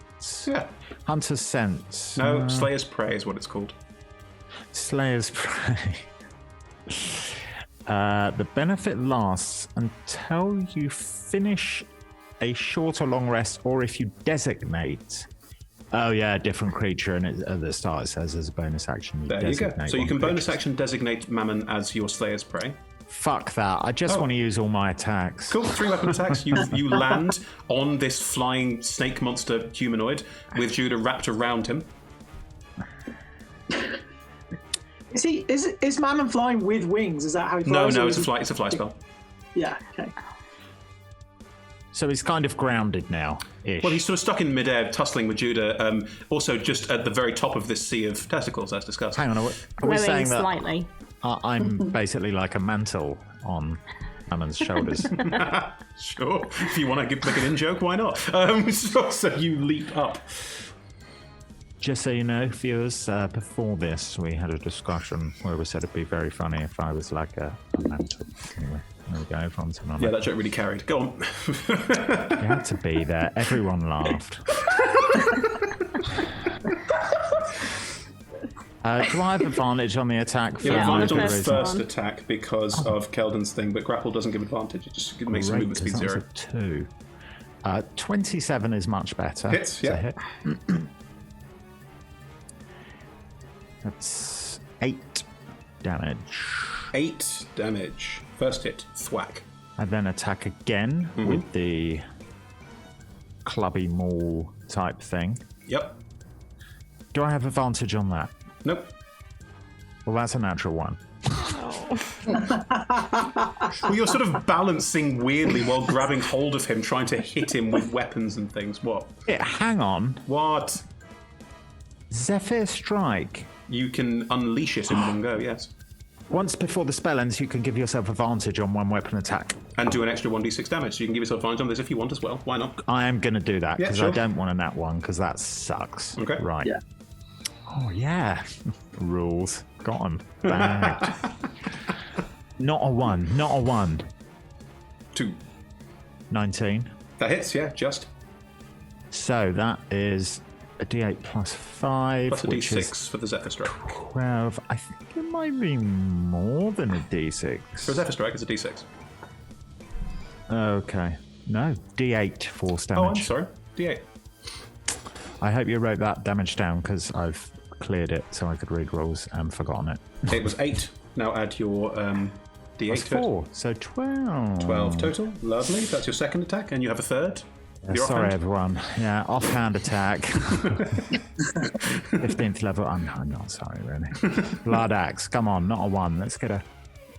Oh, it's an 18. So 28. I Yeah, thought it was hits. a 19, but which would have been a crit. 'cause, Yep. So you are smashing away wildly while hanging on to a floating snake dude. 7 damage. I'm afraid I'm also going to action surge because Sure. I really hate this guy. Second Sure. wind. No, action surge, not surge. second wind. Action surge. Action surge, of course, so you get 2 more attacks, so you don't get your bonus action attack back. Yes. Cool. Come on. Come on, 19 or 20. Not 2. It's a 12. 12 does not hit. No. Second attack. Come on. It's fucking 19 on the dice, which is 29. Well, yeah, you Take hit, it, and it's a man. crit, so go on, because you're a champion fighter. You crit on a 19. So that's a crit, but also, I believe I can Yeah. use the Dismisser's Banishing Smite. If you want to, sure. I'll allow it. Does it also double the 5d10? Yeah, of course it does. It's a crit. My God. We didn't want to banish him. Yeah, do we want to bash him? Banish him, then how are you going to kill him? Well, we established that he's from hell, this plane, so actually it's just going to fuck him up. Does it do damage? He'll just be away for a minute. It does do Yeah, damage, okay. yes. It does lots of damage Right. and then banishes at the end of it, I think. So That's 11 plus a d8, because it's 2d8 because the crit. So 11. So that's 16 damage so far. Yep. And it is then, 12d10. I think it's 5d10 doubled. Okay, so 10d10. Yeah. Well, he's So got 43 hit points left. Come on. That's under average, so he might do it. 10d10, yeah? 10d10 for the Banishing Smite on a crit. Come on, motherfucker.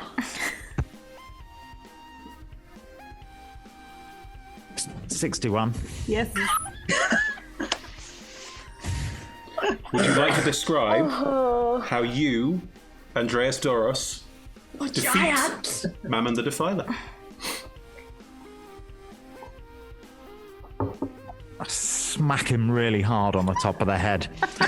And then he's sort of like, I think we did this once before, the dismissing effect when they're on their own plane and it kills them, they just sort of like start to crack up into a horrible little black hole, like ball, like crumple down in and in like a car getting crushed or something in a horror film. Let's say. Can we also have like some tentacles like pull that crushed ball somewhere inside? Don't worry, Judah and Andreas are both going to land in a sea of balls. Dicks everywhere. Yeah, teabag. I say that is for my village, for my family, for everyone you have ever defiled.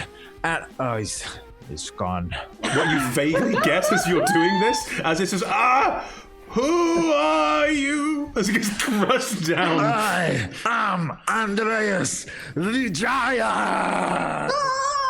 But more importantly, these are my friends. You get a very vague. You get a very vague. Who? As it's crushed into a ball and then I do a destroyed. people's elbow onto the floor, thinking that it will sort of still hurt him more. Judah, you don't have to fall into the sea of testicles because you can fly. Yeah, true. Rahazor stops concentrating, Aww. so they're gone. Hang on. I was really excited. But isn't Terry going to come back soon? Terrible. Isn't there an Andreas kind of like cartoon feet in the air? Because wouldn't he have been on top of the sea of balls? Yeah. Yeah. People's elbow into the testicles. Well, Sorry. that was very excellent, Andreas. Eldon, Yes? Perigal, thank we you do for it? coming. You do it! You did it! Judah, I think we have always. some hot dog now. been with me. Razor, you are the best driver I have ever known. 40 seconds. And Lua, I would say let's walk off into the sunset, but I think we should heal and prepare for battle. Or a fantastic barbecue with 30 Terry the seconds. Pit Fiend. It was Jerry, actually. I think it was Jerry. There's still rude. some more sausages on the barbecue. Let's all eat 20 Jerry's seconds. All I'm saying is if we just bring it back now, then the spell might still be up. Otherwise, it's definitely going to be gone by the I'm time it second comes windowing. back. What? You want me to bring it back now? Sorry. 10, Does he 9, come back to the same 8, spot where he was? 7, Yes. Second window. 6. I'll Everyone heal cast yourself. tentacles Oh, you over don't there. have 6 seconds left anymore. I will put give the you all tentacles one up. action before Jerry reappears. Has Holy Aura gone? It lasts for a minute. Yes, because this would have been a minute from the Yes, point where. So no more Holy Aura. In which case, I will upcast Bless to affect everybody. I will cast protection from evil and good then, if the Okay. aura is gone. Okay. Oh, The testicles are back. And they just reappear under where Jerry was. Yeah, he's gonna have a bad time. I'm casting it at 4th level. Okay. I think I'm gonna do another protection from evil as well. How many actions are you taking? How many Second wind seconds is has only it a been? bonus. Seconds. How many sets of 6 seconds has it been? It will have been 10 from when the pit fiend got banished, so there will have been 9. 9 sets of 6 seconds. Yes.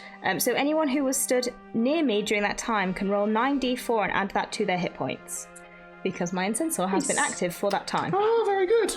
Wait, is that healing or Healing. or Yeah, 10 hit points? 9d4 healing. I mean, I'm 9 hit points off max, so perfect. Is Jerry going to pick exactly where Jerry was? Yes. I am just going to. Can I use a higher level spell slot even if the spell cannot be upcast? Of course you can. Yeah. I'm just going to make a nice little cage of force. Just there. He's gonna be in a cage In of the testicles. Yeah. With a little cage. Yes. If we can do an This action, truly is hell. yeah. I'm gonna, as a bonus action, I'm gonna make it so that anyone within 20 feet of me is immune to being frightened. I'm picking up a sausage. Well, let's make our looking lives jealous easy. Jerry of the sausage. reappears inside the force cage, which cannot be broken by any means, as far as I understand. Correct me if I'm wrong, Sharmini? You can try and teleport out, or interplanar travel out if he likes. Which he does have teleport, gives me. Yeah. He has to make a charisma saving throw first, though. Okay, I'm going to roleplay this instead of rolling for it. So Jerry reappears in a force cage, just still no longer blinded. Oh, what's Terribly going on? sorry, Oh my Jerry. god! Yeah. And immediately he has to make the dex check. or take damage So and be dex restrained. check. Just check your wording there. So dex. Good. Dex 17. Cool. That is a 15 on the dice. All right, so then he is taking. Whoop. Pithines have 300 hit points. I mean, Oh, I totally should have taken 11. 11 damage, and he's restrained. We'll see how I got out. he's restrained and in a force cage, and Jerry's just there going, Oh, What's going on? I'm really sorry, Jerry. It's just that while you were gone, we did a little bit. Well, Andreas killed Mammon. It sort of happened. I know, and you weren't here, and it finished, and And what's with all these yes. testicles? They're lovely, aren't they? Looks at Riza. Razor kind of nervously goes like, yeah, there's something. And Lua in the background, he's like, I don't see any fucking testicles. They're tentacles. Oh, but you will. You will. I mean, Andreas was leaping through the air and famously doesn't wear underwear, so you all did. But yeah, good. Right.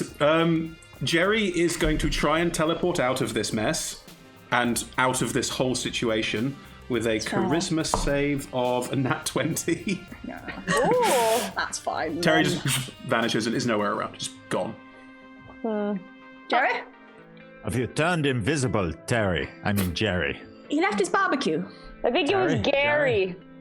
Gary? Barry, maybe? Barry. Larry? Sure, it was Jerry. Mary? You are invited to the barbecue still if you want to come. Deafening silence. The house is still burning merrily.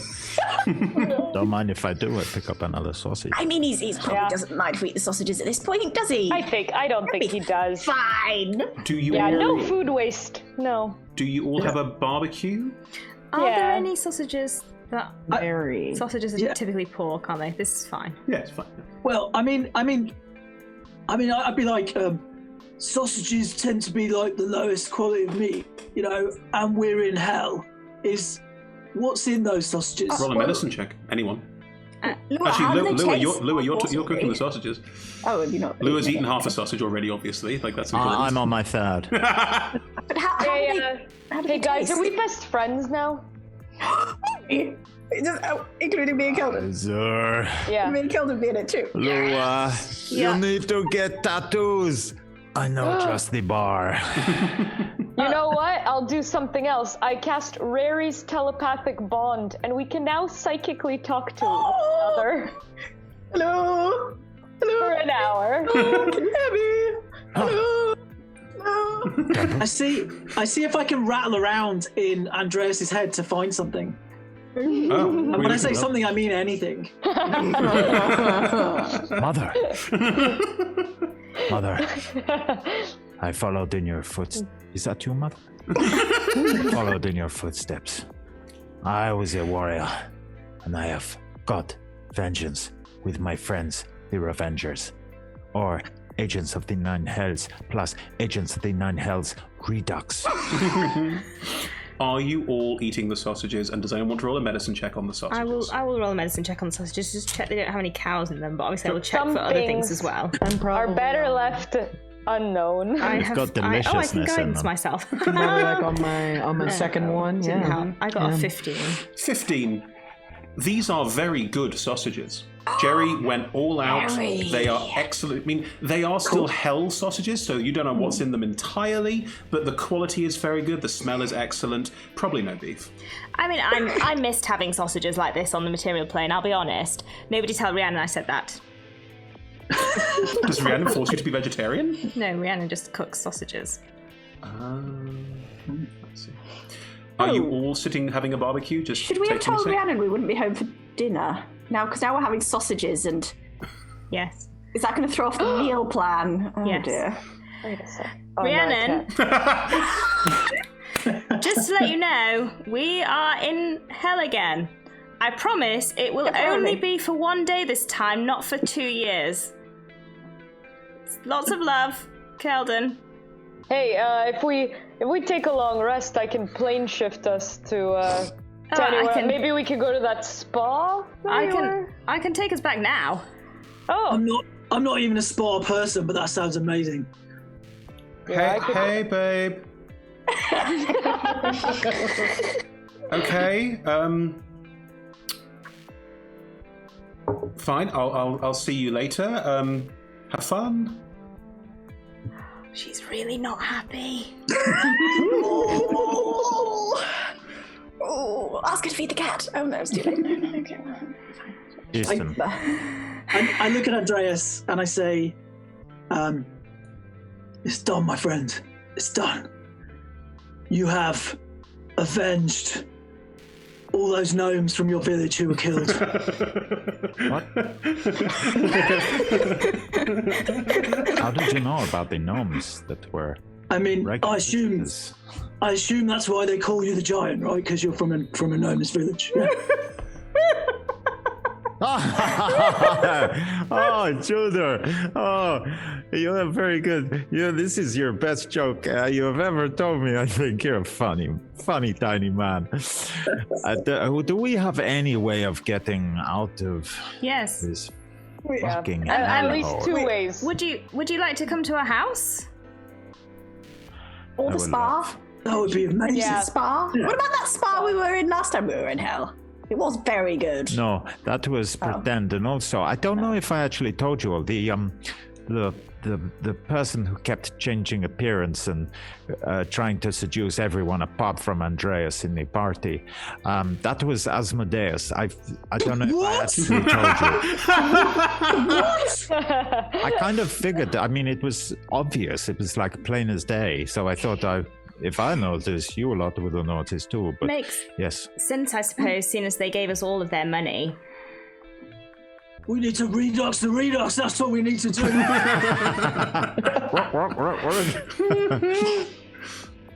Keldon, I would love to come to you and Rhiannon's house. Wait, how many of you?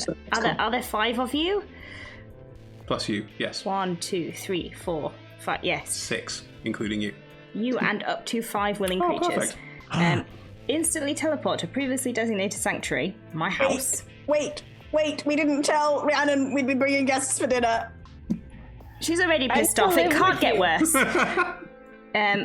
We're best friends now. That's like family. We all live together now. Does everyone want to come? Yeah. Just eaten as well. Oh dear.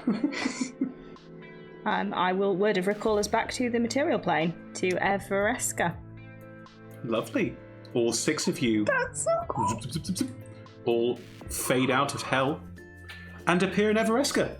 A lovely... It's a city. It's an elven city. It's a very tall city. There's lots of very tall structures and buildings. And you see this lovely... Do you want to describe your house, Keldon? Yours and Rhiannon's? I feel like Perigal had more to do with the house than I did. Okay, Perigal, do you want to describe the houses? Yes, it's terribly nice. There's a veranda. Mm-hmm. It's very sort of long, and there's a nice garden, and there's a little pond, and then there's all sorts of frilly bits everywhere, all sorts of things on the walls of pretty things. Very nice. This group of 6 horrible people all appear in that lovely garden. Dressed for hell, covered in ichor and tentacles and ooze, and just all appear. next Emma, to has this house. Kay got a cave next door? I don't have a cave, but I do have like a rock garden where I grow moss. Yeah. For the first time in his life, Rahazor feels a little underdressed and cold. He kind of like pulls down his shorts again. It's a bit chilly. Says, "Oh, well, smells good here." So. Out of the door of one of the houses, and it's an elf or half elf, Rhiannon? I think half. Yeah. An elf. An elven woman steps out and just looks around all of you with a... Surprise!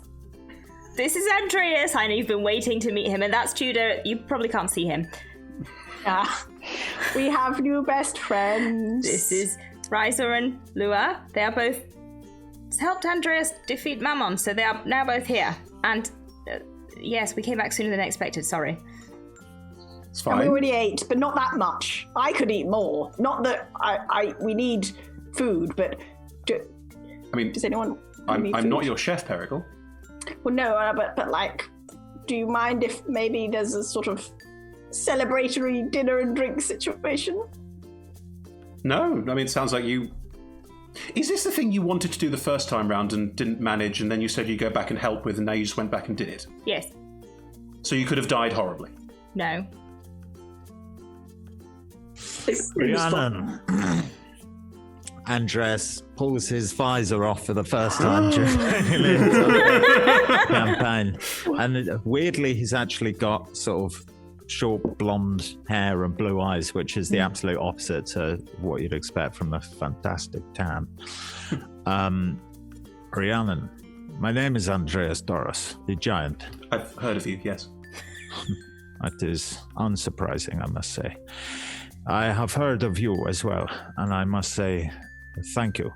Keldon has been the greatest Minotaur friend a Chisentan legend could ask for. And I apologize for any emotional heartache or trauma this has caused yourself. Oh, but no, not at all. It's not your fault. Kind of is. Keldon, are you trying to say that you just popped off for about half an hour or so, and in that process defeated a Lord of Hell, and have now brought all your friends back from Hell to here? For a victory feast. Is the right answer yes or no? What's the correct answer? It's yes. It's yes. Well done. Oh, good. That's well done. I mean, It was mostly Andreas and these lovely people. Absolutely was not. It was Andres with the power of friendship. That's us with the power of friendship. So I was thinking that we'd get out the picnic table and the wine. oh, lovely. Picnic sounds good. All right. Tell you what, we've got some sandwiches in the cooler, so I'll go and get them, and we'll have a nice little picnic in the garden. That'll be nice. And can I ask all of you, Evereska's a place of peace and calm, and there's not a lot of war here. And Are there cars? what's a car? There are horses and carts. Rahazor is incredibly distressed. I put my arm on Rahazor's shoulder and I say, "Don't you worry, we'll find an artificer that can knock something up that'll be Okay. if not better than what we had." We do have an awful lot of money. Thank you. Okay. They're Okay. fantastically wealthy. Rahazor realizes that while he loves cars, what he loves more is family. Like Vin Diesel. I know that you made this character thinking it was like Vin Diesel, but with all the tentacle and ooze stuff, it's not like Vin Diesel anymore. Yeah, well, the family and cars Yes, bit fair. is. So. A picnic table is unfolded in the garden, and there's space for all of you to sit. It's all very bucolic and very Is friendly. there like an Everescan Sainsbury's that would do those little disposable barbecue things, and I could just get some more? No, sausages because and Evereska is in a drinks? fantasy universe, and they don't have a Everescan Sainsbury's. You could go to the local... We could just ask Rysor to set something on fire. Yeah, but tomorrow after a long rest. I mean, if you want cooked food, I can go and prepare something. We do have, like, fire pits, and we can cook if that's what you want. I kind of want us to do a barbecue. Can we do a barbecue? I'll set an outdoor fire, and that's how we cook most food. I'll get some sausages. All right, you have to go to the local store for that. I will gather some moss. Great.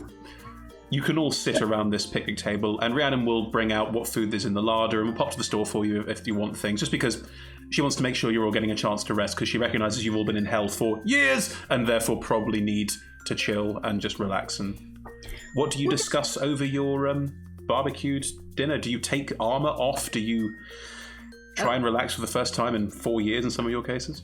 Rahazor casts calm emotions on everyone to make everyone feel chill. Cool.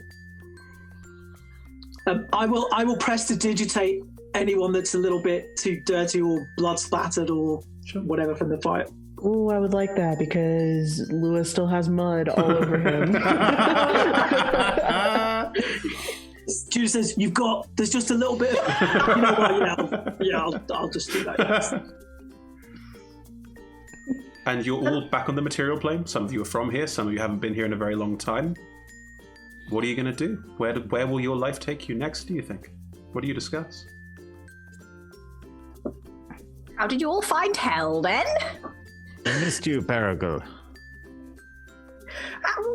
Your new friends, you from hell? Do you hang out there a lot? It's nice, isn't it? Yeah, where are you two from, by the way? I know we were kind of just giving you a lift, I think, and then you essentially stole our car, Razor. Yeah, I really like cars. I am from hell, and I've seen a lot of really good cars in hell. But you know what? I can make the first car on this plane. Mm-hmm. You know, Cars. and I can become the world's richest man as a result. You know, I think maybe just leave that for a little while. No. Okay. Cars sound absolutely lovely, I'm sure. Andreas, I have one thing, so, you know, I gotta do it. Maybe, I don't know, do you have any imps on this plane? How do we get the music to play? Yeah, but just do one that doesn't run on souls or... Yeah, I'll make it run on... What do they have on this plane? Magic. What's kind of like a soul, but it's quick? It makes cars go quick. How do you be fast on this plane? Horses. Magic. Horses. I'll make it run on horses. It will be horse-powered. How many I'll make horses? it have 1,000 horsepower. Oh god, I can't believe that. That is a lot of horses. That's a lot of Yeah. horses. How do the horses feel about it? It's very important to consider their feelings in this. No, I don't think, no. I think a car... They're the a imps car of this plane. It's would important to basically be a consider cart imps' without the feelings T. as well. It's a good point. Lua, did you enjoy hell? To be honest, I'm from the material realm. Yeah. Interesting. I mean, it was okay. It's a funny story, actually. When I was alive, I was actually like a really accomplished musician, believe it or not. And so when I died, I don't remember how I died. But when I died, all of my musical ability kind of went away completely. So I forgot how to sing, forgot how to play the guitar, all that great stuff. And I ended up in the circle of lust, go figure. And for reasons that I won't disclose, I got kicked out. And so I was kind of just wandering, and I've been wandering through hell ever since. Wait, so are you dead? Not anymore. Would healing help? Lua's, as far as you can tell, living, hale and hearty Eladrin. You do not look dead. I mean, I don't feel like I'm dead right now. Maybe it's another lease on life. You look very alive. Cool. Yeah. I don't know. I'm not complaining. I mean, I like being alive. We can start a religion around you. That can make us some money. Maybe if you just took a few lessons, it would. Send him.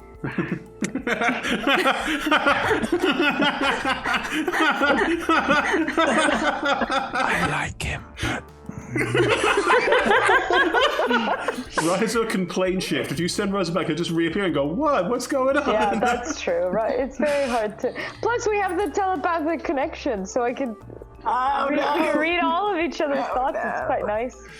Yeah, that's kind of Soon, concerning, but our I appreciate minds it. will meld into one. I'm gonna go get Send another him back bottle now. of wine. Are we like mind flayers now, kind of? Like we have a hive mind or some shit? Or is it like a... In time, Lua. In time. While we're in the shared mind, I show you someone making a bubbling bugbear. I show how that procedure is, because it was really complicated. There was a bug in it. There was all kinds of stuff going on with it. It's amazing. Rahazor appreciates this. That's disgusting. Was that the one where you nearly died? I mean, I nearly died. and then it was the greatest drink ever. So, you know, Is anyone nothing making ventured, nothing gained, right? Is anyone making any big future plans before we tie things up? I want to give Lua some singing lessons or something, or some music. I'm sure that if you just get back into the swing of it, you know, sometimes like it might be muscle memory, although the muscles might have died. I don't know if that affects it. I don't know. I'm sure it'll be fine. You know, as soon as I got up here from hell, all my confidence just kind of. Oh, so. No, we'll get your confidence back. It'll be our next quest. I know. We can, remember, we're all psychically connected. We can walk around the streets and comment on other people. Our minds. That's not very nice. I'm adjusting. I'm from hell, and this is everyone's dream hobby in my hometown. Friends, thank you for your help. It was not just a thing for me, but for, of course, the goodness of all good Liish people who have fallen foul of Mammon's cults and plans. So thank you all. Keldon, I plan to maybe semi-retire, but you know, if the world ever needs us, maybe we can come out a bit now and then for sequels, reduxes. Semi-retirement is very nice. I would recommend it. Although it's quite nice rescuing cats. I would recommend that as a hobby. Part of it sounds. Cats. Yes, an occasional demon lord fighting is also quite enjoyable. Thank you. Lord of Hell is a devil, not a demon. It's an important distinction. I'm retired. I don't care. Okay. Judah, thank you again. Thank you. You're welcome. You're I welcome. know it was pretty fun and pretty heroic and pretty epic, but you all risked your lives for something that was, I suppose, my dream. And Razor, I know you kind of just wanted the car, and I'm sorry that is not here. Rahazor prestidigitations the whatever we have tattooed on the knuckles and goes, anytime. A09H. T9H. You also put an R on the thumb. Yeah. Keldon, Paragle. I was going to say, Do you Andres, you've mind? already done me. What? Really don't know the difference between us, do you, Andres? Like, it's been I'm speaking to you both. Okay. That's why I looked at both of you, Several quite times obviously. you seem a bit confused. Oh, Keldon, Paragle. Oh, right. Keldon, Paragle. Stop confusing me. Do you mind with some of our enormous wealth, I build a little shack or something, a house. I would like to live like dear neighbors for a while at least, if that is okay. I mean, we bought the street just in case. We are so rich. We are so rich. Yes, dear Lord. I'll help with the interior decorating. Judah, what are your plans? Will you be our neighbor? I was thinking of We could build a dove house. that would be great. Hey, I was neighbor. thinking of almost fully retiring, and it would take a really big job to pull me back in. I'd be happy to live on this street. Lua, you want to hang in my pad for a bit? I want to live at least 2 walls away from you.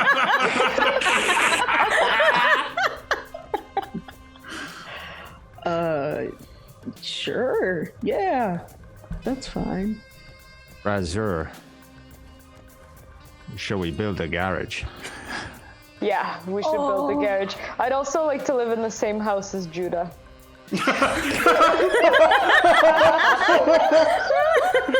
We are so happy.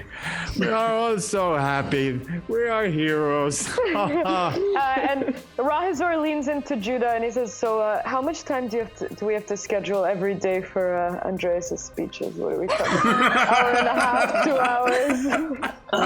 I'd just bring something else you need to do. It's like he doesn't really pay attention. Did someone say speech?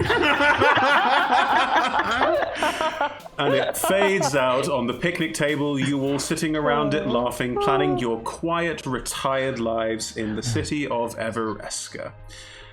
And that is where Agents of the Nine Hells Redux draws to a close. Thank you, everyone. Lovely stuff. That went well. That went extremely well. Very impressive from all of you. Shockingly. I know.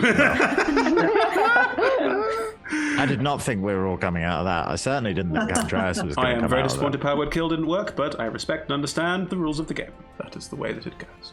So, thank you everyone for joining us for Agents of the Nine Hells Redux, a chance to revisit some old faces and meet some new ones as well. Thank you to our lovely new players as well for what has been a really fantastic mini-series. We have a new show. It's going to be a one-shot next week, and more about that can be found on our social media pages at this time, Tuesday evenings from 7 p.m. GMT and sort of mornings from 11 a.m. PT. But yes, there'll be a one-shot next week. Do check out more about that on our social media.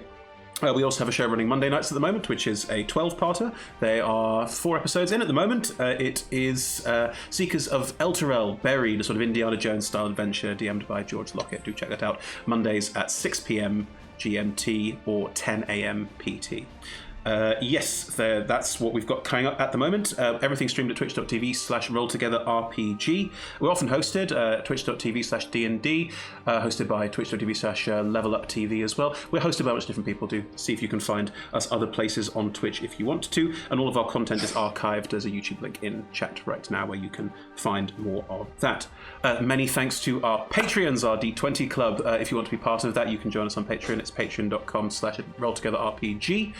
That you can join from as little as $1, and the more people join it, the more tiers you will unlock of rewards that we will release. So do join in the community there, and massive thank you for letting us do what we do. Massive thanks also to our sponsors, Ultra Pro, Hero Forge, and our supporters, Zavvi.com, Level Up Dice, Idle Champions, and D&D Beyond. You probably have another couple of minutes or so if you want to jump into the chat, and if you have a UK address, you can try and win this lovely premium zippered folio, which you can try and get. It's a random draw. Just be in chat and have a UK address. If you don't have a UK address, let us know when we tell you that you may have won, and we'll pass it on to someone else. That's how we've been doing it. Thank you very much. We're on socials as Roll Together RPG on Twitter, Facebook, Instagram, all of the things, so do join us there as well. Let's say a big goodbye to our players and give them all a chance to plug stuff. That's always a nice thing to do at the end of a show. The big thank you to our guests first, Emma and Sharmini. Thank you so much for being here. Super appreciated. Anything in particular you'd like to plug that you're currently working on? No? Thank you for having me. No. I mostly work on Roll Together, so watch more of our content, and you can find me on Instagram, where I make things. Lovely. Shams? Yeah, same. Socials. Follow me on TikTok. Don't really know how TikTok's working, but I'm getting We are really too into old for TikTok. No. If there's any young people out there, help. Okay, so young people help Sharmini with TikTok. That's a great plug. Thank you, Sharmini. Let's go round. Anastasia, anything you'd like to plug? Hello, I have an Etsy shop called Humble Haversack. You can get greeting cards there that are D&D themed. There's some Valentine's Day ones. Isn't it fun that the word romance is in necromancer? Cool. Okay, that's all. See ya. See, I've looked at your shop many times, and the content you provide us has no bearing on the content. These cards are very cute. They're adorable. They're not gross. They are not themed like Razor is themed. So if you're looking for that, you might need to go to a different shop. But yes, these are they're very sweet. Thank you very much, Anastasia. Brito, what you got for us? Hi, I am Burrito, and you can find a lot of my stuff on Twitter. I am actually going to be reopening my merch shop here pretty soon, and I'm also on Twitch. I'm going to be streaming more often as well, playing video games, doing all that great stuff, and yeah, I don't know, just like take care of yourself. You're DMing a one-shot for us very, very soon. I am DMing a one-shot. Yeah. For Roll Together, and I'm really excited about it. It's coming up in February again. Check out our socials. It'll be at this time slot, Tuesday evenings. But yes, that'll be coming up in February. Awesome. Thank you, Bree. Thank you. Matthew. Don't forget me. I'm Matt, and I am the editor of Dragon Plus magazine, which you should go and read because it is awesome. It is free. It is all about D&D. It's free. And loads of exclusive stuff in there. We give away stuff. There's always an adventure, one if not more.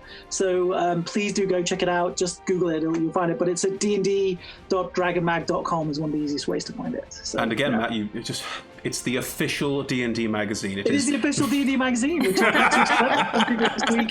They should have known that it's the official D&D magazine. It's not a fan magazine. I'm not just writing this for myself.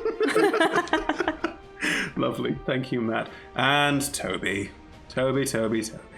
Yeah, just reinvigorate my Twitter. Also to the young people, if you can, please. Post things, Toby. You can't ask people. Can't be bothered. I hate it. It's fun. I'll retweet at most. That's it. That's all I'm prepared to commit. I will second Shamani's motion of checking out her stuff online because you do hilarious stuff. I thought you weren't online. How do you know? No, I do sort of I like all stuff to make people, try and like my stuff, however it works. I don't know, pretend I'm engaged or whatever to a pit fiend called Jerry. Thank you. I do want to say thank you. I have loved both legs of the Agents, the Nine Hells campaign. Yeah, very good. So thank you very much. Thank you. And thank you everyone who's been involved with it. Thank you those at home viewing it. It's been one of my faves. Go and check out LFM Failed Alliance, which Bree is in. Shamini, you guessed in it as well. Chris DMs, and I play literally. You couldn't get more of an opposite character. Oh, such a prick. So it's still a prick, but Is he shorter or what? Yeah, he's shorter. no, he's not actually. He's 7 foot. He's an elf. Athasian elves are very tall. Anyway, yeah, so thank you. Check me out on social, and give me a follow. I'll follow you back. Ooh. Thank you, Toby. We are definitely rambling now and running out of time. So, big thank you again to Someone our say audience. speech. To be or not to be, that is the... Cut.